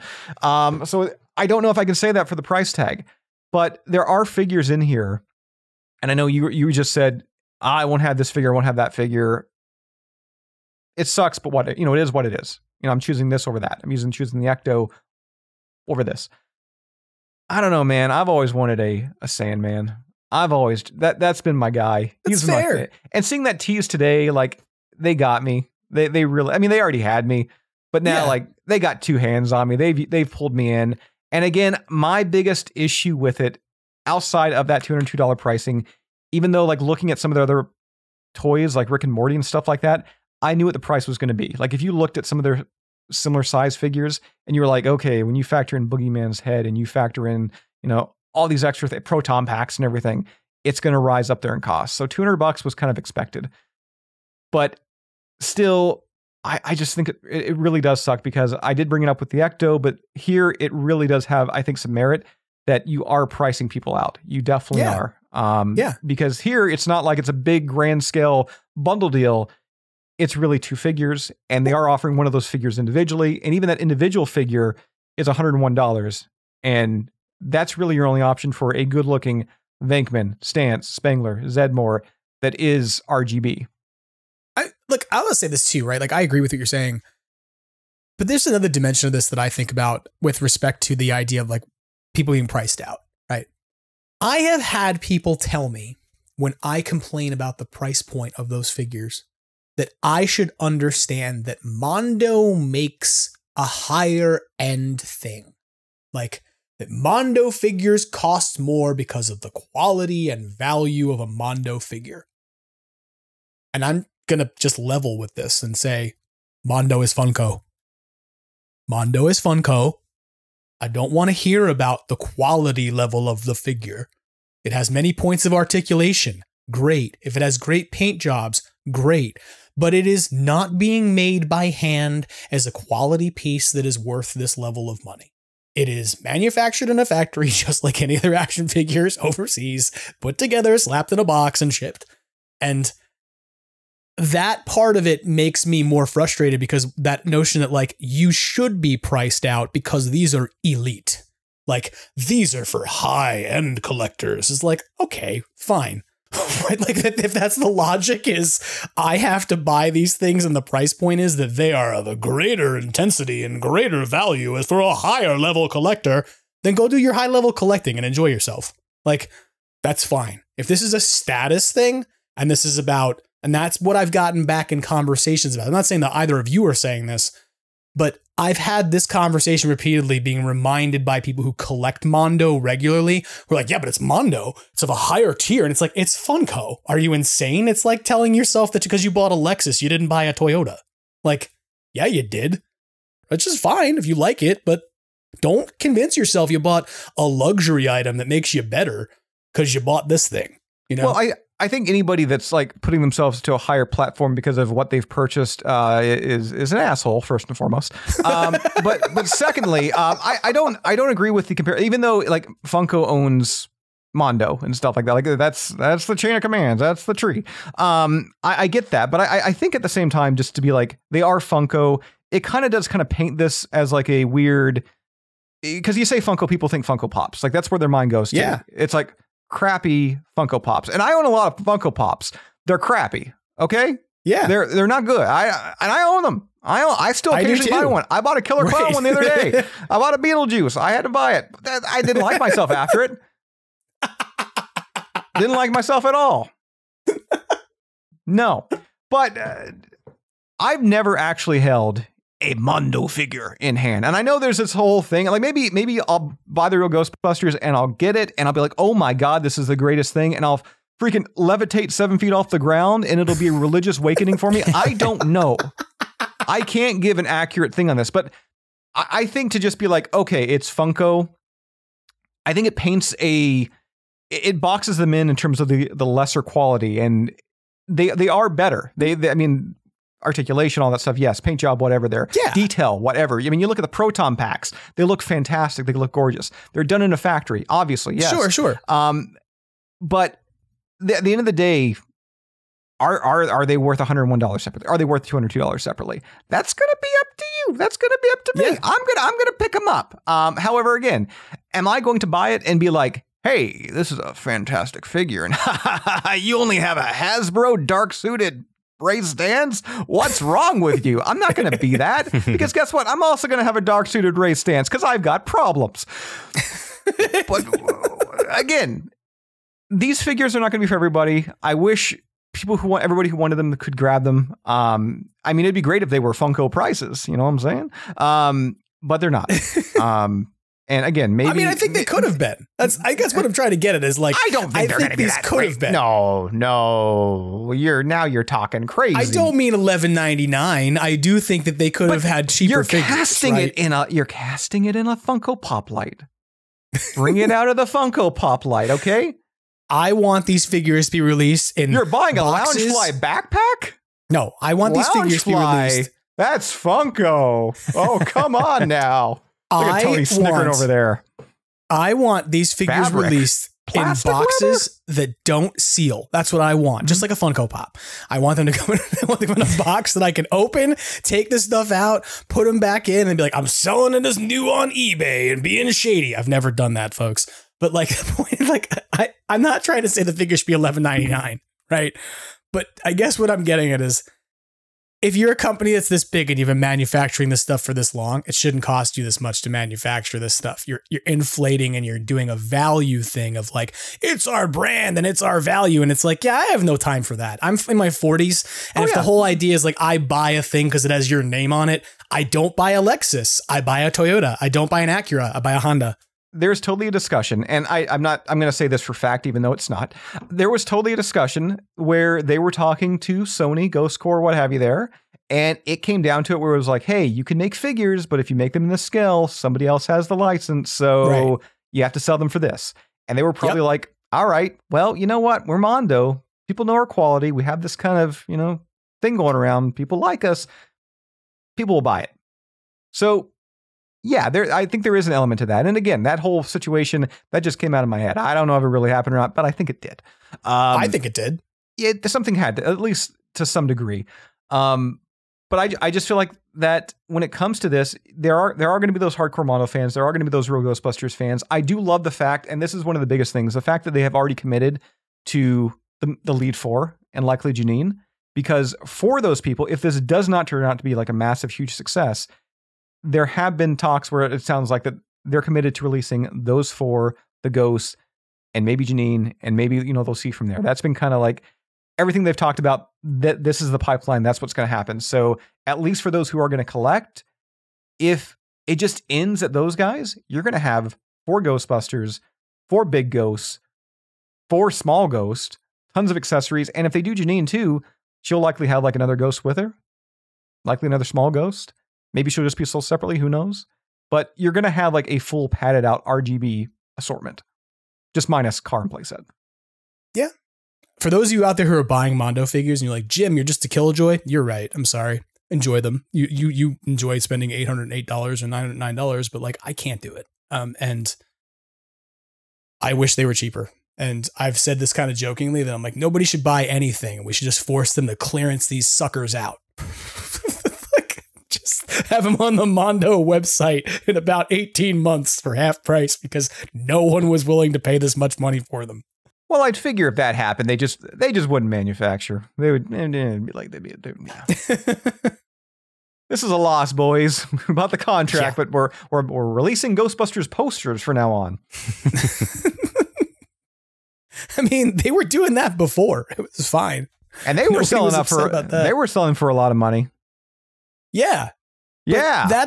But that to me, I look at as being far different as like an individual artist creates that as opposed to it's created by, you know, a company that is. There was an individual artist that created the design of that containment unit on that cardboard. Good Lord. It is an art piece to be just put on your wall on display. Are you sure that independent artist wasn't a guy named ChatGPT? Because the last time I checked, that firehouse is made of cardboard, says entrance on it. Oh, no, that was fixed. That was actually entrance. No, that was actually a human error. I found out. I messaged him about that. They fixed that. It is an entrance. So we're good. We're good. Okay, good. Because I looked at that and went, did you hire an AI to make your cardboard stuff? Because that's not how the word entrance is spelled, everyone. No, there may be some AI humans in those photos, but the firehouse is not. Firehouse is not. That is definitely kind of indicative that you can open up the Prime Party ads for the containment unit or for the firehouse, and you're like, oh, so you just got some AI skinny people and put them in here. I mean, I'll model their stuff. I'm just saying. They need a guy sitting next to a containment unit. I'm like, whoa. Dickless is going to turn it off. Uh-oh. I could do like a 12-month calendar. You know, Valentine's Day, wear a bow and just be like, I'm just kind of turning it off. Oh, I now want you to do this just because it would be hilarious. We're bringing it back, baby. I also think you need to do the 12 months of Garraka based off of your various Garraka YouTube videos. Yeah, that went down a rabbit hole. I got the life-size Garraka showing up soon. Oh, do you? I ordered that thing, yeah. Oh. I'm stupid. I make YouTube videos and I'd be like, oh, I need this for a video. How much did you make on it? I don't know, like $12. Why did you just spend on $700? It evens out. So, hey, guys, if you watch that Garraka video, please watch it again in Patreon and make me make more stupid decisions. No, that's supposed to be here any day now. So I'm probably going to hold that and then levitate 7 feet off the ground with it. It'll be like the ending of Beetlejuice. It'll just be fine. Hey, listen, you're going to be one of the very few people who own one of those. I think there's 12. 12 or 13. How did this happen? Like, this is something that we should stop and talk about for a second. Just, it wasn't where we were going next, but like, I want to talk about it for a second. No, I don't know any information. We can keep recording. I don't know any. I've heard, like, this is just me going on Halloween Costumes and trying to put X amount of orders in, and it would only allow me this many when they first launched. And one went up there the other day, and I believe that was because of probably a cancellation or shipping error. So like one was posted, and I posted on Instagram stories. It was like, hey, one's available. And 2 minutes later, it was gone. Like, it was just, I got a message like, hey, thanks. So there are people willing to buy it, which is crazy. I'm crazy. But yeah, it's a cool piece. I've seen some of them have already arrived. Again, me being in Canada, I'm waiting a little longer for it to get through customs, which I don't know. I hope they unboxed it because that would be a fun. Apparently it was like sitting in customs for like 3 days. So I'm sure they opened that thing up and probably like yanked the horns out first. But yeah, I've seen people and they got theirs and the thing looks fantastic. Like it doesn't seem like it disappoints. Yeah. My question is like, why are there so few of them? Like you put out the story, you're like, this is a one and done. Yeah. Like we talked about it in direct message and you were like, I think there's maybe 15 of them. And I was like, what? Like what was the manufacturing run like? What went wrong? Like, I think they were supposed to arrive next year or something. Like in talking to my one contact there, it was like, hey, this is out. I was like, oh, cool. I'll get the next order. Maybe I'll try and grab some then or what have you there. And then there was like a communication error, and they're like, "Oh no, this is like it. We're pretty sure this is going to be like the only run, unless there's like crazy demand for this thing." So, I mean, if you watch my video when it comes out and you want one of these, hit up Halloween Costumes and say we need Garraka, and then they'll maybe make more Garrakas. I don't know.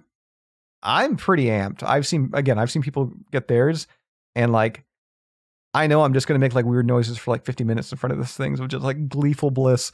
Yeah, I'm excited. I may live stream it. You should. I want to see it. So I want to see you like put this thing together and assemble it like it's a giant piece of IKEA furniture. Kind of want to like put it like in like a passenger seat and like redo like scenes from like Night of the Roxbury and like I don't know. I'm just thinking that his horn could break the window though. Just stupid stuff like that. Or maybe like redo Ferris Bueller. We could have like a nice day off together and go like to a parade. Great. Yeah. Thelma and Louise. Just go drive the HOV lane somewhere. Do you have those in Canada? Do those exist? I don't even know. Sure. Do you? What's an HOV lane? That means you don't. It's a high occupancy vehicle lane. Yeah, that's which there. Basically means it's a carpool lane. Yeah, I've seen that. That exists. All right. Call it a carpool lane. Yeah, we call it an HOV lane for a high occupancy vehicle lane. And high occupancy means 2 people. 2 per car. Yeah, me and Garraka. There you go. Very high. Garraka and I. Well, I'm eager to see the Garraka when you get it. When you get your Mondo figures, I'll be eager to see those too, because I won't be getting them. So let me know how that goes. But I mean, to be real, I wish those were cheaper. I wish I could get behind them. I can't. This is how it is. I mean, Gash is cool. Obviously, Sandman's cool. But I think they kind of missed an opportunity they should have made the Sandman go with Ray. And instead of Gash, did a really awesome night game umpire to come with Winston. I think that would make an amazing figure. Mm-hmm. And that would be the one I would like to see him try and tackle next. And it makes sense to have him come with Winston. Yeah. I will also admit that I don't know, maybe this is part of my problem. I'm a bigger fan of the original movie than I am of the cartoon. It's just how it is, right? So like when I saw Gash, I was like, I don't even know who that is. Like, that's not a ghost that I go, oh yeah, that's one. Boogeyman, yes, right? Like Samhain, yes. But Gash, to me, I went, no, what is that? Once you get outside of Boogeyman, Samhain, and Sandman, it's like every other ghost is just like a 1 episode off ghost. So they're like all equally. You still have Watt. You could do Watt in some degree, or like the old lady with her bird, which would be really cool. The Grundle is there, which you could grab him from Extreme Ghostbusters, RGB, what have you there. I mean, there's still quite the original, the first 3 ghosts that's like in the Ghost or Us episode. I mean, to me, those are like the iconic ghosts that would been so cool to actually have in this series. Yeah. I think there's still like a lot of leeway there, and who knows, maybe those small pack-in ghosts, maybe they may do something with them, because the one guy was kind of smaller in the Ghost or Us episode, but I think they're doing only the intro ghosts for those 3rd pack-ins. But there are still quite a few key specters I think they could throw in here and include in here. I think when you start like really looking at the series and like sitting down and watching, especially those first 2 seasons, there'll be a lot more that's going to kind of like jump out at you. Like for me, Gash was one that I don't know if I ever wanted a figure of him, but because he always like freaked me out as a kid, because there's like so much skin. I don't know. It's creepy. It's eerie. Weird. It's like, it's all like, it's a little disturbing. Yeah. Like, for a kid's cartoon. I'll tell you what, when I was later in life, when I first saw somebody who was like really big and they lost weight and I saw the excess skin, all I could think of was Gash. And it ruined me. It ruined me.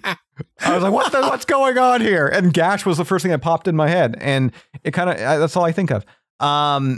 But from the silhouette they show with like the big kind of like tongue sticking out and everything, I think he's going to look awesome. And that's another ghost too. The Gash is in the intro to Extreme Ghostbusters. Yeah, that's right. So you got a nice little kind of leeway into there too, which, you know, if this line is a success, it does well. Who's to say we don't get a Kylie and, you know, a Extreme team down the road? Do I see that happening? Probably not, but you know, I'm down for it. What I gathered from all of this is that Gash is the liposuction ghost. For the record, before anybody is like, that was very inconsiderate. I did drop 120 pounds in the past, like I guess that has been a while now, like 5 years. So I feel like I can come out and say that I can say Gash looks like he's also lost weight. He's still big. I'm gonna shut up. I'm digging a hole. Would you like me to zebra that out for you? Everybody, no. Everybody's beautiful. I love you all. I had to lose weight because I was going to have a heart attack and die. Well, thank you for not having a heart attack and dying, because, you know, we like you. So 2025 is going to be my year. I'm going to have all these figures and no money. Hey, I said that the biggest sponsor of the donuts that came out from Ghostbusters recently was Ozempic. When there's something strange with the A1C, who you gonna call? Ozempic. You know, I was already tired of those donuts before they came out. I haven't had one. I don't think I'm gonna. I know I pushed them a lot, but man, like the morning that they like launched in the US, I had so many messages. But leading up to there, so many people were like, "Is it coming? Is it coming? Is it coming? You know, to the US, Canada, UK?" Like, because like Mexico got them, and then I forget where else got them. New Zealand, I think. So like I was just getting flooded with messages. So like I was already like, I don't want to hear about these donuts ever again. And I had an inkling they were going to go worldwide. And then when they did, yeah, I don't know. I was done. And then I had to report on like the difference in Stay Puft donuts. And some countries can say Oreo and some can't. Oh God. Really? Yeah. Some have the Oreo license. And other ones, they call it a creamy, like what's inside. They can say creamy, and others apparently don't. So I don't know. They're all creamies to me. Krispy Kreme with a K. All creamies. They're all creamies. Well, aside from all the action figure news that's happened in the last like 24 hours, the other thing that's been very exciting this week, I don't know how you both feel about it, but I know how I feel about it, is that there's a DLC a-coming for Ghostbusters Spirits Unleashed, which means that I have thousands of more hours to dump into this puppy. But also it means that my two favorite sourdough ghosts are coming to Ghostbusters Spirits Unleashed. And some of you right now are like, what the fuck are you talking about? And I'm like, I make bread. My sourdough starters are named after Tony and Nunzio Scoleri. I'm totally excited about this. I'm like, the Scoleri brothers have had a week. And these two ghosts in Spirits Unleashed look great. Have either of you had a chance to see these? Yeah. I saw them online. Yeah, they look amazing. Ilphonic has done great. I mean, I'm assuming that DLC for this game has to be winding down. Maybe they may surprise and say, hey, we're doing a year 3. But it seems like they're going all in on this. I mean, from the Scaleris, from the gameplay changes and tweaks they've talked about. And also, too, I mean, you got the Scaleris. They look great. I love the classifications and how they've been kind of configured into the game with, you know, or was it Nunzio getting like Slimer's belch, his noxious belch? Yes. I think they've picked some pretty good classes for each of the characters. They're going to work great in there. And also too, not to kind of like all of a sudden jump off the Scaleris, but also I'm really jazzed about the new gear shells that they showed off. The updated, very streamlined looking. There was like a car commercial several years ago that came out that people thought it was like a Ghostbusters film that was being shot, and it turned out to just be like a car commercial. And in that, people wearing packs, very reminiscent of this. Kind of weird, but I dig the design. I know a lot of people were comparing it to the Zoot Fly 2009 Ghostbusters game, like what was shown in there with the way they kind of hold the guns or the wands or the particle blasters, whatever you want to call them. There's nothing about this DLC that I don't like. I mean, maybe the gameplay changes, but at least cosmetically, there's nothing I don't like. Yeah, cosmetically, the two models they have for Tony and Nunzio Scoleri look great. And I believe that Nunzio is going to be an ectoplast, so he's going to have the Slimer abilities. Yeah. And then I forget the classification of Ghost, but I'm pretty sure that Tony is going to be like that electrifying ghost that can do that weird fountain thing that slimes down from the ceiling and spreads out like an electric blast across the floor. That is a poltergeist variant, and he's equipped with Toxie's shock pillar. Yeah, that's it. And the shock pillar has been modified for how it used to operate. Is one of the key things about it, is that was one of the attacks that was sort of considered weak within the game, and they have modified it at this point to make it more effective. It's one of the things that's happening with this DLC that's interesting, is that we have these 2 new ghosts, which is great for Spirits Unleashed, but they're also doing a bunch of gameplay balancing again, which they haven't done in a long time. They haven't touched like how you would, like what the specs are on different pieces of hardware and how you can use them to build a gear kit to go bust ghosts with. And apparently they're changing some of those things again, and also did things like you can now throw 3 ice shards as Garraka as opposed to 1 and things like that. So not only did they add these new ghosts into the game, they're also kind of trying to keep the gameplay fresh in a way. And I agree with you. It looks great cosmetically. And I also agree with you that I'm going to be interested to see how the gameplay changes work. Like there's always sort of growing pains anytime they do the rebalancing. And as a person who's played this game for literal thousands of hours for way too much of his life, like I love this game, but every time they do some of this balancing, there are some growing pains. Like behind the scenes, there are so many changes and balance changes, updates, everything to the game. It almost feels like a weird, like soft remaster, at least behind the scenes. Like so much stuff is going to get changed here that, there is going to be a learning curve that I'm sure their Discord is going to be filled with people just, oh my God, I hate it. And then they're probably going to wind up loving it in a couple days or a couple weeks or what have you. So. Well, and what's also interesting is that they're making these changes at the same time as that they've made the game available for free on Amazon. Mm-hmm. Right. So if you're an Amazon Prime member and you don't own Ghostbusters Spirits Unleashed already and you have a PC, you can go get the game for free until like the middle of November. So they made an active choice to run a promotion where they're going to bring more players into the game potentially for free as they do this rebalancing and figure out how to make the game like have one of the things they're changing is to keep it from ghosts being able to just run off and essentially lead the ghosts on a chase game, right? Where the ghost just is faster than the Ghostbusters and take off and try to lead them on a chase that is never ending throughout the entire level. There's some attempts here to rebalance the game to sort of create more engagement between the ghosts and Ghostbusters. And that's happening at the same time as they're offering the game for free. And that made me wonder, like, is this a test to be like, hey, can we get more people involved in this version of the game or increase gameplay such that it's worthwhile to do a third year of DLC for this or not, or to potentially put out paid DLC content afterwards? I don't know that any of that's going to happen. I didn't get that impression when, Jared Garrison came on the podcast a few months ago and we talked about where things were really going. He sort of talked about the idea that there would still be quality of life updates, but that the content updates would probably dial down by the end of the year. But it is very interesting to me that they're like, hey, how can we bring in another user base or more of a user base on one platform as we release this DLC? It's also available now to like PlayStation Plus Extra and Premium members as well too. So like you're seeing a huge influx of people right now. And who knows, maybe if these players do stick around, they give those numbers to Ghost Corps or whoever they give them to. They're like, you know what, maybe there is merit here. Maybe there's a reason to actually sign on again for more content and have you guys keep going on with this game. I think it's a long shot. I don't know if it'll happen, but it is cool to see this much of a, what could be near the tail end in terms of the DLC cycle, seeing this much love being put into it. Because I know previously here on the podcast, I joked that wouldn't it be funny in like their second last DLC, they just gave you like 2 Scaleris or they gave you like the Boogeyman and it totally, like they were just overpowered and they totally screwed the entire game up and they're like, well, we're done. And they just left. And we're kind of getting the opposite of that. And it seems like they really do care about the player base with this one. And I mean, not that that's surprising by any means, but considering they're doing Killer Clowns, considering they've just brought Predator back and Predator's now on, current gen consoles now. It is nice to still see that support for Spirits Unleashed. And I mean, the day we're recording this, it was 2 years today that the game actually launched. Right. Yep. And it's kind of wild to think that like after 2 years, every downloadable piece of content that you've got was free. Like, that's the nutty part about it, is they bring in more players to the game and they're offering like, hey, here's free download, go get the game.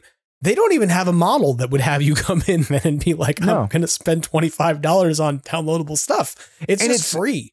It's weird too, because like similar games, asymmetrical games like this, like Evil Dead had such a short lifespan when it came to their online game. Like it got released, I think lasted like maybe like a year for the online servers. Like it was like a blip. So for Spirits Unleashed to still be going, I don't know if the target goals were different or what, because I find it crazy that there were less players for Evil Dead than Spirits Unleashed. I mean, I find that insane. And that's not a slight against Ghostbusters. I know the mass appeal of Evil Dead. Sure. But I'm curious. I'd love to see like player counts and everything like that when it comes to the game. But again, it's still nice to see that this game is continuing. And as you said, I mean, the added player base, the influx of paranormal activity the game is experiencing right now from Amazon Prime members and also PlayStation Plus members. Yeah. And the last time they did a DLC, that's when they brought the Switch players in, right? Wasn't that the last thing we got? The Ecto edition was like, oh, here's this new influx of people who've never played this game before from a new platform, right? In this case, they're not offering a new platform, but they're figuring out how to bring in more people from existing platforms by offering the game for free. And that's why I'm like, what's the end goal of that? Like, what do you gain from that other than being like, we had this many users on the platform or whatever it is? And I don't know. I think it's a long shot, but it would be nice to see if maybe like that influx of players could get us some more content for next year. You know, we'll see. But Ecto edition was last October. What happened after that? We've received like tons of updates since then. Well, I'm fucking wrong then. I'm just wrong. I'll fix that. All right, so I'm just wrong. I'm just wrong then. We got the Slimer pack back in like March. There was that Garraka. There was Garraka and Slimer. Right. Yeah. What am I talking about? Okay. Yeah. So I don't know what I'm talking about at all, everybody. I'm just like, in October of last year, things happened. So in October of this year, things happened. So I'll just decide I'm going to come up with a thesis that this is all related and part of a pattern. It's really been already a year since Sam Hain came out and like the Switch version. Holy crap. It's pretty crazy. I mean, the fact that game's been out for 2 years doesn't feel like it's been out for 2 years, but it has. And I've developed relationships in that game, and I have people I play with regularly, and I have people I definitely play against regularly who I don't like. And I have people I do, but I still think it's one of the best Ghostbusters games that's ever been created. Like, I still think that the original Ghostbusters, the video game that came out in 2009, is probably the best story version of a Ghostbusters game, but it's a lot of fun. It's a pretty good game, and it's the fact that you can get it for as cheap as you can, and all this stuff has been made available to people for free is just bonkers to me. If that wasn't enough that the Scoleri Brothers are coming to Ghostbusters Spirits Unleashed, the other thing that happened this week is that the Ghostbusters Scoleri Brothers Halloween masks that Jason, you've reported on in the past and that we've talked about on the podcast, but were merely previewed before, they're out now. People can buy those. Are you getting these? Yeah. I mean, they're made out of latex, not cardboard, so you should buy one too. Yeah, I'm totally getting them. Got him. Yeah, I'm totally getting them. I've got both masks are in the mail right now. Actually, I just got the slime costume in today. The one that's like the khaki suit that has like glow-in-the-dark slime on it. Mm-hmm. It's ridiculous. It's I love it. But yeah, I'm totally getting the Scoleri Brothers, Tony and Nunzio. I'm curious to see what they actually look like. Like the Garraka mask that was part of the exclusive from Halloween costumes. I enjoyed. I really liked it. I thought it was a big step forward when compared to their Terror Dog mask that came out like a year prior. So their mask game is certainly improving. And out of the two, like especially Nunzio, I think it looks fantastic. Yeah, that's the thing I keep hearing too. People like, Nunzio looks great. I'm not sure about Tony. Well, I think with Tony, the features I don't think look bad. I think though with Tony I always think of him with like a very elongated head. Well, yeah, be very specific when you're talking about, the Tony doesn't look very good, but I don't mean you. I mean Tony Scoleri. I'm not like, you look fine. You look stunning. No, I really want to get them, and I want to use them as like Halloween decorations and like make full bodies, put them in the electric chairs, and have them set either outside or heck right next to the fireplace. I think for what they are and the price and everything, they look really good. I mean they would display great too. My shock of them, I'm going to be honest with you, is I had no idea that Tony Scoleri apparently has a mustache. Mm-hmm. And I did go back and look at other media then to be like, does he have a mustache in other media too? And I was like, shit, he kind of does, doesn't he? Right? Like, but this mask, like, I think in some ways, as much as some of us are like, oh, Nunzio looks good and Tony, it's like scrunched.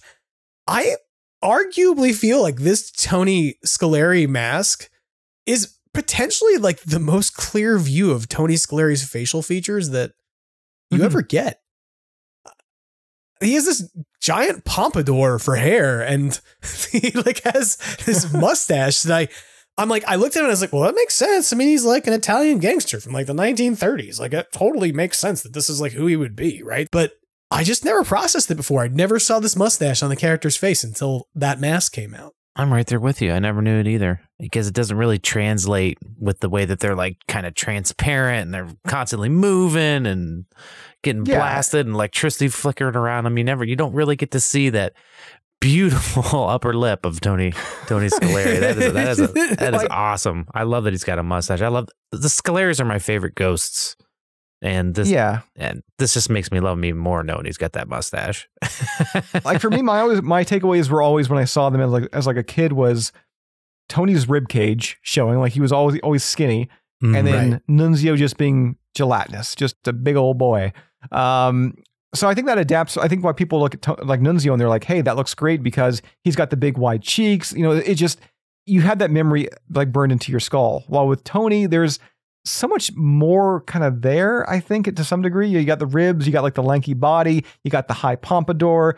There is a little bit more going on where, like with Nunzio, he's just a big old boy. You know, he's just a big guy with glowing eyes. That's it. When tattered clothes. But I think they look great. Like to me, I know a lot of people, they really like talk highly of like Trick or Treat and their masks and stuff like that. I think these look on par with some of the other Trick or Treat Ghostbuster masks that are being offered, like the Slimer and the Library Ghost and so forth. So I'm excited to see Halloween Costumes kind of continue this and, you know, hopefully maybe do, I don't know what else they could do. Maybe a Vigo, I don't know, some other ghostly ghouls and such like that. It seems like they want to do more Ghostbuster 2 stuff. So, I mean, you have to hand it to Halloween Costumes for being willing to do something different. Like, they do it repeatedly. They're like, let's be the only people who make a 7-foot tall Garraka prop. Let's be the only people who make Scoleri Brothers masks and let's just do it. Right. And I give them a lot of credit for the fact that I don't see anything happening at Spirit Halloween for Ghostbusters this year that's different. Right. Like there's nothing over there that's new. It's just a rehash of everything they produced before. And to be frank, it's getting old, right? Like, give me something other than the PKE meter and the ghost trap that you've been producing for years and come up with something different. You had an entire movie come out, and granted, there's a few Halloween costumes over there that are like kid-sized or adult-sized that are sort of Frozen Empire oriented, but like we didn't get new props or anything from there. And Halloween Costumes continues to like every year, like hey, what can we do? We'll put out 6, 7, 8, 9, 10 different new products that break away from stuff you've had before. If they would just produce my garden gnomes, I'd be happy. They're one company that to kind of lift the curtain away a little bit there. I do have the ability sometimes to, I've had phone calls with them and discussions in terms of, you know, products and stuff like that. What would you like to see? What do you think fans would like to see? Like these questions and stuff. And like, I'll say Scoleri Brothers masks were one thing that I pitched. So I'm not saying I'm responsible again. You did it. But I pitched it. Pitching a 6.8 foot tall Garraka is something I did not pitch because I did not think it was possible. But let me tell you, the fact that they made a nearly 7 foot tall Garraka, the fact that was actually made tells me that almost anything is on the table. Like, yeah. Could they do a slime blower? Who knows now? I mean, could they wind up doing a containment unit that's not cardboard that Jim would buy? Probably. They may do it. Who knows? I mean, it seems like they're either having a weird game, like a Wheel of Fortune type game in the back where they've just got like random Ghostbusters products and they're like, okay, this is what we're making this quarter. Or they're just like, it's like throwing spaghetti at wall, whatever, like spaghetti at the wall and whatever sticks is what they're going to make. But they had some rough shots there with like some of their Proton Packs offerings. Like they had that full size pack last year and it was going to come out. And then like Spirit announced that they were like scaling up their pack. Like, yeah. And it was like, what? No. Like, now I didn't say that because I don't have really a dog in the fight, but like they totally like kicked Halloween costumes right in the nuts, full force with that. And people were like, you know, making fun of them and everything. And to their credit, they were going to do another like scaled down pack and they were going to have it with like a higher end costume. Right. They just flat out canceled it. And they were like, you know, there's not really a demand for it. We see that now. Let's now instead focus on things that people don't have, like 7-foot tall Garrakas. So I'm really loving what they're doing. The Scoleri Brothers masks, again, I got them going here. And I would not buy a Halloween costume of a Ghostbusters uniform. Like, that's not me. I've got the khaki uniform and all that. But you give me a Halloween costume that's covered in slime that glows in the dark, you've kind of piqued my interest a little more. So I love the fact that they're just kind of even doing things that you can buy elsewhere, but they're adding their own touch to it and they are making it different. While at the same time, they do offer their own exclusive traditional uniforms and such like that too. So they're really attacking at all angles with this. I think that part of what is great about what they're doing is my impression of Halloween costumes years ago was, oh, you do the same thing Spirit does, but you get rubies to change the LEDs in the Proton Pack or in the PKE meter or the trap for you, right? Like your PKE meter has a slightly different mold, but all the same electronic components and different colored LEDs means you're commissioning somebody else to make something for you that others make. And I don't get that impression now when I look at their stuff. Like nobody else is making so many of the things that they're making. And it really is like in-house developed product that is like great. They are still licensing out to like, I know like other companies and stuff to like make some of the larger items like Garraka, for example. There was a effects company that typically does masks and stuff like that that did the Garrakas. So they are still doing stuff like that. But yeah, you're right. They're not just rehashing what Spirit does and changing this and changing that and just churning it out into the market. Yeah, it's nice to see. And again, the fact that we did get the release of a Garraka, even though it was highly limited, tells me that they're not really afraid to take a risk, which after that Proton Pack they released last year, I was really afraid, if anything, they were going to scale back their Ghostbuster line, but it seems like they're pumping more money into it. So yeah, I don't know. They're making money somewhere. I mean, I think that their line succeeds. I think that a lot of people buy a lot of the stuff they're making that for many reasons, because when you look at what Spirit is doing, they're not innovating in any way. So, and our product cycle between like Hasbro stuff is really going to be oriented towards either props or action figures. So when it comes down to who's making new Ghostbusters inflatables, for instance, like in the last year, like we've gotten like gigantic Stay Puffs, or the last 2 years, gigantic Stay Puffs, Terror Dogs, Slimers, like all kinds of stuff. You know, we've gotten an animatronic Slimer. We've gotten a Slimer that's a little more expensive, but that is posable. That we've got all this great stuff that they do. So to see them take the Scoleri Brothers masks, I think is great. I want to see them do more now, though. Like knowing that they've done this and it seems pretty successful, I would love to see them expand the number of masks and costumes to other ghosts within the universe that have never been done. You know, like who are some other ghosts that they could do? I mean, Vigo the Carpathian comes up instantly. Like, why is there not a Vigo costume? Yeah, I've been saying that for a long time. I'd be, oh man, you got the hair. You could be Vigo with a beard. Be great. But Vigo would be great. I mean, a hanging prop of the library lady, like in her ghoulish, transformed form would be fantastic. Like a life-size one there where it drapes down with like the dress. So you really only have to build like up to like the, the torso area. You can do some really cool stuff with that. Yeah, I'm excited to see what they kind of continue turning out with the franchise, or like with this. Like there are things that they've hinted at that's like in the pipeline, and some of the things they've hinted, I don't know what I can say, but this is going to be an Extraplasm exclusive. I will say their items or their characters that typically don't have collectibles made. So if you're thinking Scoleri Brothers, keep thinking characters like that. I'm thinking, I like that shirt friend guy. Head on the pike. You're just gonna just start making those. Be great, you know. Yeah, but each of them, when you buy the head on the pike, if you buy enough of them together, they all pair via Bluetooth, and then together they just go Winston. Actually, bad news, Jim. The head on the pike is actually made by Prime Party, and it's going to be cardboard. No Bluetooth involved. Have I come out this harshly against all paper products in this episode? I might have. Prime Party's making that big firehouse, and I cannot wait to display it with the Hasbro HasLab Ecto one with the Blitzway figure. I'm gonna have a ball. I'm gonna have a ball with my cardboard. I'm gonna be like, you know what? Cats like cardboard. Oh, I fully believe that is going to be a cat house. No, without question. Yeah. You're going to get that thing and your cat's going to scratch that to pieces.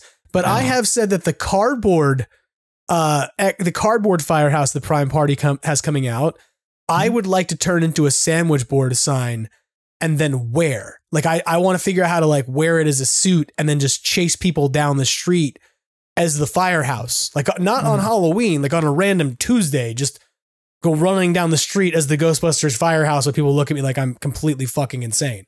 Well, hey, now that we've accepted the fact that Prime Party and all their cardboard items are fantastic, let's go back to Halloween costumes, because today, speaking of firehouses, and you mentioned it earlier, like big inflatables, I recorded the review of the Firehouse inflatable, their new item. Yeah. And again, they made a 9-foot tall firehouse. What is the market? Who are you selling to? But there's people that are buying it. I've seen it like on GB fans, like the Facebook group, and like franchises where like a bunch of Ghostbusters pages, and it's out there. People are getting them and they're putting them up, and it's fantastic. And they're making something strange in their neighborhood. And it's I love it.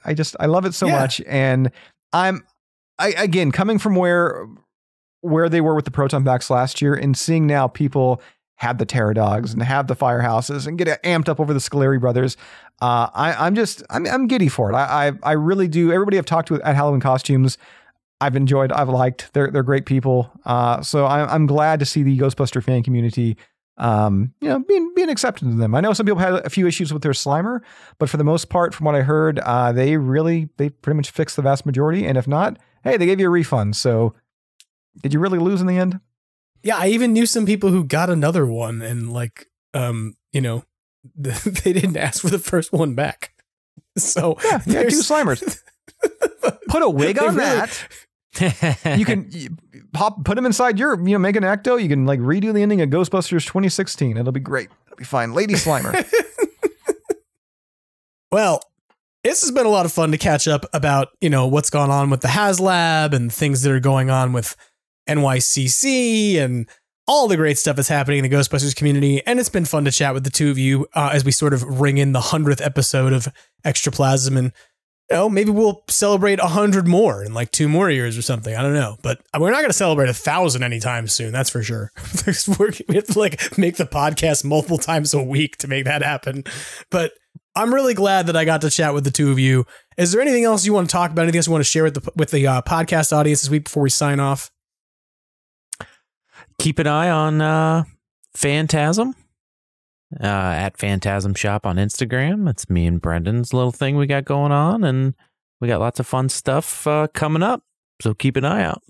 Yeah, I'm hoping we're going to see some more of your Revenge of the Spooks figures coming out. I believe you've got the first one out now. It's closing up tomorrow or tonight with the pre-order for it. But I believe you got a couple more in the wings waiting for us. So I'm excited to see what you got. Yeah, we gotta complete that set. Collect them all. Go give Tony your money, damn it. Jason, what's up with you, man? Oh, hi. Well, Tony, you'll find that I just gave you some money. I just placed my order because I need to start my Spook Chasers line. I'm very excited about that. But in terms of what I'll be doing for the rest of the month, I mean, obviously talking a lot about donuts and Ecto ones and apparently Scoleri Brothers, and also winding down the annual Ghostbusters News Halloween Countdown over on our YouTube channel. Some of the biggest videos to date are still to come. We just posted the Firehouse video, the inflatable Firehouse video. As long as the Canadian border lets it into Canada, I've got a Blitzway Ecto 1 on the way. And as well, I mean, it's been a struggle. It's been a struggle. I love logistics. It's fun. And aside from that too, just hopefully some more reporting, some big news breaking between now and Halloween. Mondo, and launching pre-orders hopefully on their Venkman figure. I know, Jim, you're going to pre-order 2 of those. So I'm just excited. I'm pumped. It's a spooky season, baby. I'm going to get some of that Carmella Creep cereal, maybe some Booberry. There's a dead cat now on the box this year. It's exciting stuff. I love the monster cereal. There's a dead cat on the box. Yeah, Booberry has a little dead like a little cat now. He's dead too. He's got a little hat, I think. I was not aware of this. Yeah, I realized we're entering dangerous territory. Last time we all got together, we talked about cereal for like 45 minutes. This year, all the monsters, the cereal monsters, they've been given pets, and like all the pets are also dead. Really? So it's a little dark. Yeah. Okay. Well, monster cereal is getting very interesting, I guess. You're right. They're expanding. Cat. Yeah, they're expanding the monster cereal universe. It's very exciting times. Pet Good Cemetery Lord. Crunch. Sometime dead is better. That's terrible. That's just completely awful. I'm like, please don't serve me that. I don't want Pet Cemetery Crunch ever. It sounds like the worst and scariest thing a person can serve me. But okay, cool. I had 2 bowls today. Of Pet Cemetery Crunch? Shit. Yeah, I bought myself 2 Ectos and then had 2 bowls, and I'm regretting all of life's choices. Hey, you should regret none of your Ecto 1 buying choices. We covered this. That thing is a great thing, and I think if people out there right now have not picked it up and have not backed it, I think you really got to. I think right now. Oh, no, Jim, you don't need to back the cardboard containment unit. You just need to buy it. I didn't say the containment unit. I know it's a great thing. Yeah, you don't need to back it. It's out of stock right now because it was so popular with the people. It was such a hot commodity. Is the HasLab sold out, Jim? I don't care about how it works. I mean, no. Is it sold out, Jim? Containment unit sold out. HasLab is not sold out. Great. Not yet. Exactly. Logic, science, math. Well, the HasLab has 3,744 backers as we wind up this episode of Extraplasm, which is peanuts. I think it's like 200 more than when we started. Wow, you'd be so amazed to learn how many containment units they sold. Cardboard. You know how many they sold? No. Number doesn't go that high. Nobody knows. Yeah. They're over at Prime Party right now. They're like, what do we do? Their computers crash. They don't know what's even happening. They're like, what's going to happen when Jim wants to buy his? We don't know. Don't worry. We're not going to have a problem with that. Well, no, because they got to figure out how many's left. That's why it says sold out right now. Straight up, though, putting the cardboard containment unit inside the inflatable firehouse. There you go. I'm sure you are.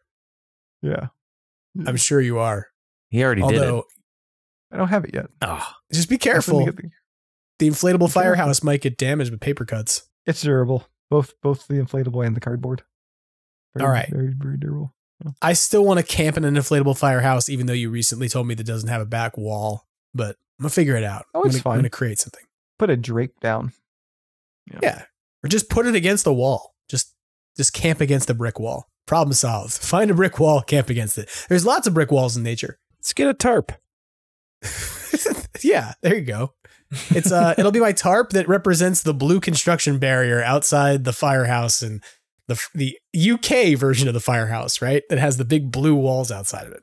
Well, this has been a lot of fun to chat with the two of you. There's been a lot going on in the last couple of weeks, and I think, NYCC is sort of maybe the hype of the season. I'm not sure how much more stuff is coming by the end of the year, but without question, the HasLab is the big news.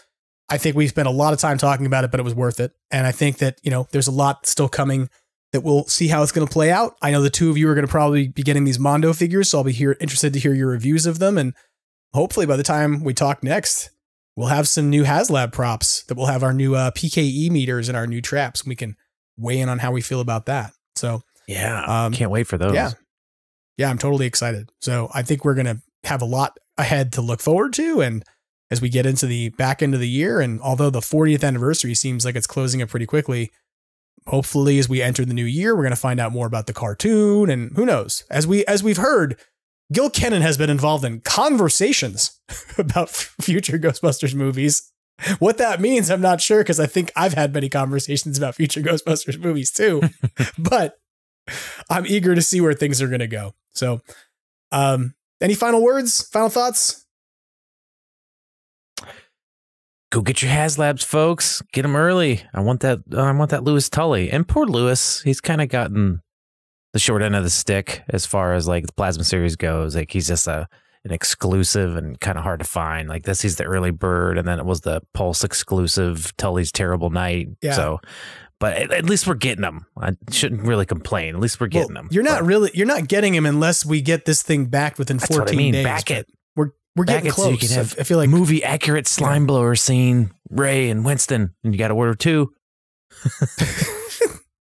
I say for everybody that's listening to this episode, please go to the Extraplasm social media channels and comment as to why Jim should buy 2 of the HasLab Ecto-1s, Ecto-1As. Give him the best reasoning, logic out there. Convince the man, because he is going to need to. He wants to. And, he's going to have these dark suited figures. They're going to need an Ecto to roll in, much like his Mattel figures.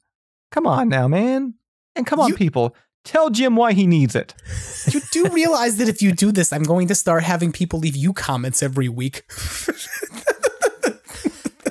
I already have that. I got people they're messaging me like I'm tech support for Hasbro today. Why does this not work? Why can't I order this? I don't know. Contact Hasbro, not me. I have no control over these things. No, this is how it's supposed to work. Every single Ghostbusters content creator is obviously also a brand influencer with a direct line to the manufacturer, and thus is a customer support agent. That's the deal. Listen, just buy 2.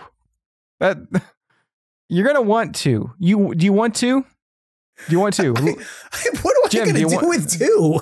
No, do you want to? Would you be happier with 2 than 1? Would it give you more options and things you can do? Him. Would you be happier than 2? Let me know. Happy with 2? I feel like this witness is being treated as hostile. Let me tell you, I just watched that Menendez Netflix series. I could go all night. Would you be happier with? Yeah. Don't worry. I'm talking about on the stand. I'm not gonna come to your house and do anything. I'm telling you right now. I'm asking you. Do you want 1 or 2? What will make you happier? No, you want. No, you don't need. I just need 1. But what do you want? Do you want 2? Look, you're like the guy at the Krispy Kreme donuts the other day who he said, how many donuts do you want? And I said, I just need 1 of each. And he looked at me and he said, donuts are not a need. Donuts are a want. And the guy at Krispy Kreme tried to upsell me on more Ghostbusters donuts on the logic that no one needs donuts. They should just buy more because they want them. Which exactly. I'm pretty sure is your logic about this HasLab.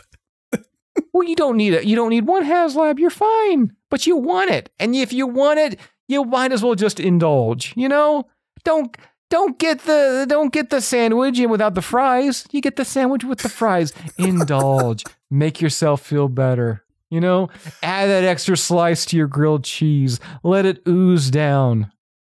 The fun part about make that extra loaf of sourdough bread, Jim. We may not make that extra loaf. We may not put this episode out for a couple days. So for all you know, by the time this episode comes out, you will have already worked on me enough in DMs that I'll have bought 3. You may have bought 3. 4? I mean, I got to get 3 now because of Tony. The max is 5. The max is 5. So, man. When you get 3, you're closer to 5 than you are to 1, so you might as well. Hey, we could go splitsies. We get 2.5. We could treat the middle one as like a we could splice up, like cut it in half. We could have like half ownership over it. It'd be great. We're gonna samurai divorce court in Ecto 1. I don't know. I remember that it was either in the Bible or an episode of Dinosaurs. I forget what I'm thinking about right now, but it was a story, right? You know, they cut them, and then I'm like, oh, you don't want to do that. And then whoever doesn't want to do that, that's the true owner of the Ecto. So I'll get everything in the end regardless. It'll be fine. Oh, I got it. You'll get 2 and I'll get 3, but you pay for 2.5 and I pay for 2.5. Don't worry. It'll just get stopped at Canadian Customs and they'll open it up on the way there. Yeah. I'm still waiting for my Garraka, Canada. Hopefully any day now. Well, I hope you get it. And I hope that the 2 of you will come back and visit again sometime soon on a future episode that may not be the next milestone episode, but will still be an amazing and fun episode because every time you both come on, I am tickled and have so much fun. And I appreciate you so much. And I love how much you make me laugh. So thank you so much for coming on this week and joining us on Extraplasm. On that note, I want to say thank you, of course, to the 2 of you for coming on the podcast. Everybody should go over to Fantazm Shop and check out what Tony has going on over there. And of course, you should go to ghostbustersnews.com and of course, Ghostbusters News on YouTube and social media to check out what Jason's got cooking because he always has awesome videos going on, good reviews of things, and it's fun. I always think that his content is great. So go check out what's going on. You said good. You said good videos, then you said great. So I just wanted to know what it was. Okay, thank you. They're great. You're great. Okay, you're good. You're great. You're fantastic. You're great, but you make good videos. There is the room for improvement there. You're good. You're great. You're wonderful. Everything you do is gold. Okay, this is why every year you're in is a golden year because everything you do is gold. Let me tell you, I can't wait. If I get one in time for the Halloween countdown, Ecto Containment cardboard video dedicated to you, man. You're gonna All love right. it. Yes. Thank you. I appreciate that. I'm going to be very satisfied to know that you're going to build your cardboard containment unit in your house and then put up a plaque next to it that says this is dedicated to Jim Maritato. I'm going to put your head inside of it so when like you lift it down, it'll just be you smiling at the other side. Now it's worth $70 or $64.99. I'm very satisfied to know that you're going to dedicate future videos to me, and people should go check out whatever videos you're making, whether it's on cardboard containment units or anything else you got going on, whether it's your life-size Garraka or your next thing you're going to 3D print and make amazing. So you have so much cool stuff going on in Ghostbusters News. Everybody go check it out. Beyond thanking the 2 of you, I need to, of course, thank Brendan and Pearce of Badoochi Studios and also a Fantazm Shop, who provides our logo and the visual identity of the podcast, as well as vaporwave artist MAGNAVOX, whose version of Ghostbusters serves as our theme song each week. And of course, I gotta say thank you to the audience. I've been through 100 episodes together, and a bunch of you have been here since the beginning and message me every week to tell me what you do and sometimes what you don't like about the show, which is totally fine too, but most of it's usually about what you do like and what you like that's happening out there within the Ghostbusters fandom. And it's always great to hear from people who are doing fantastic fundraising things. The holiday season's coming. People have stuff going on. If you have something to share with the podcast, by all means, reach out to me, extraplasmpodcast@gmail.com, extraplasm on Instagram. Have a great spooky season as we track towards Halloween. Be safe, be healthy, trick or treat, have fun, do trunk or treats, hand out things out of the back of your Ecto.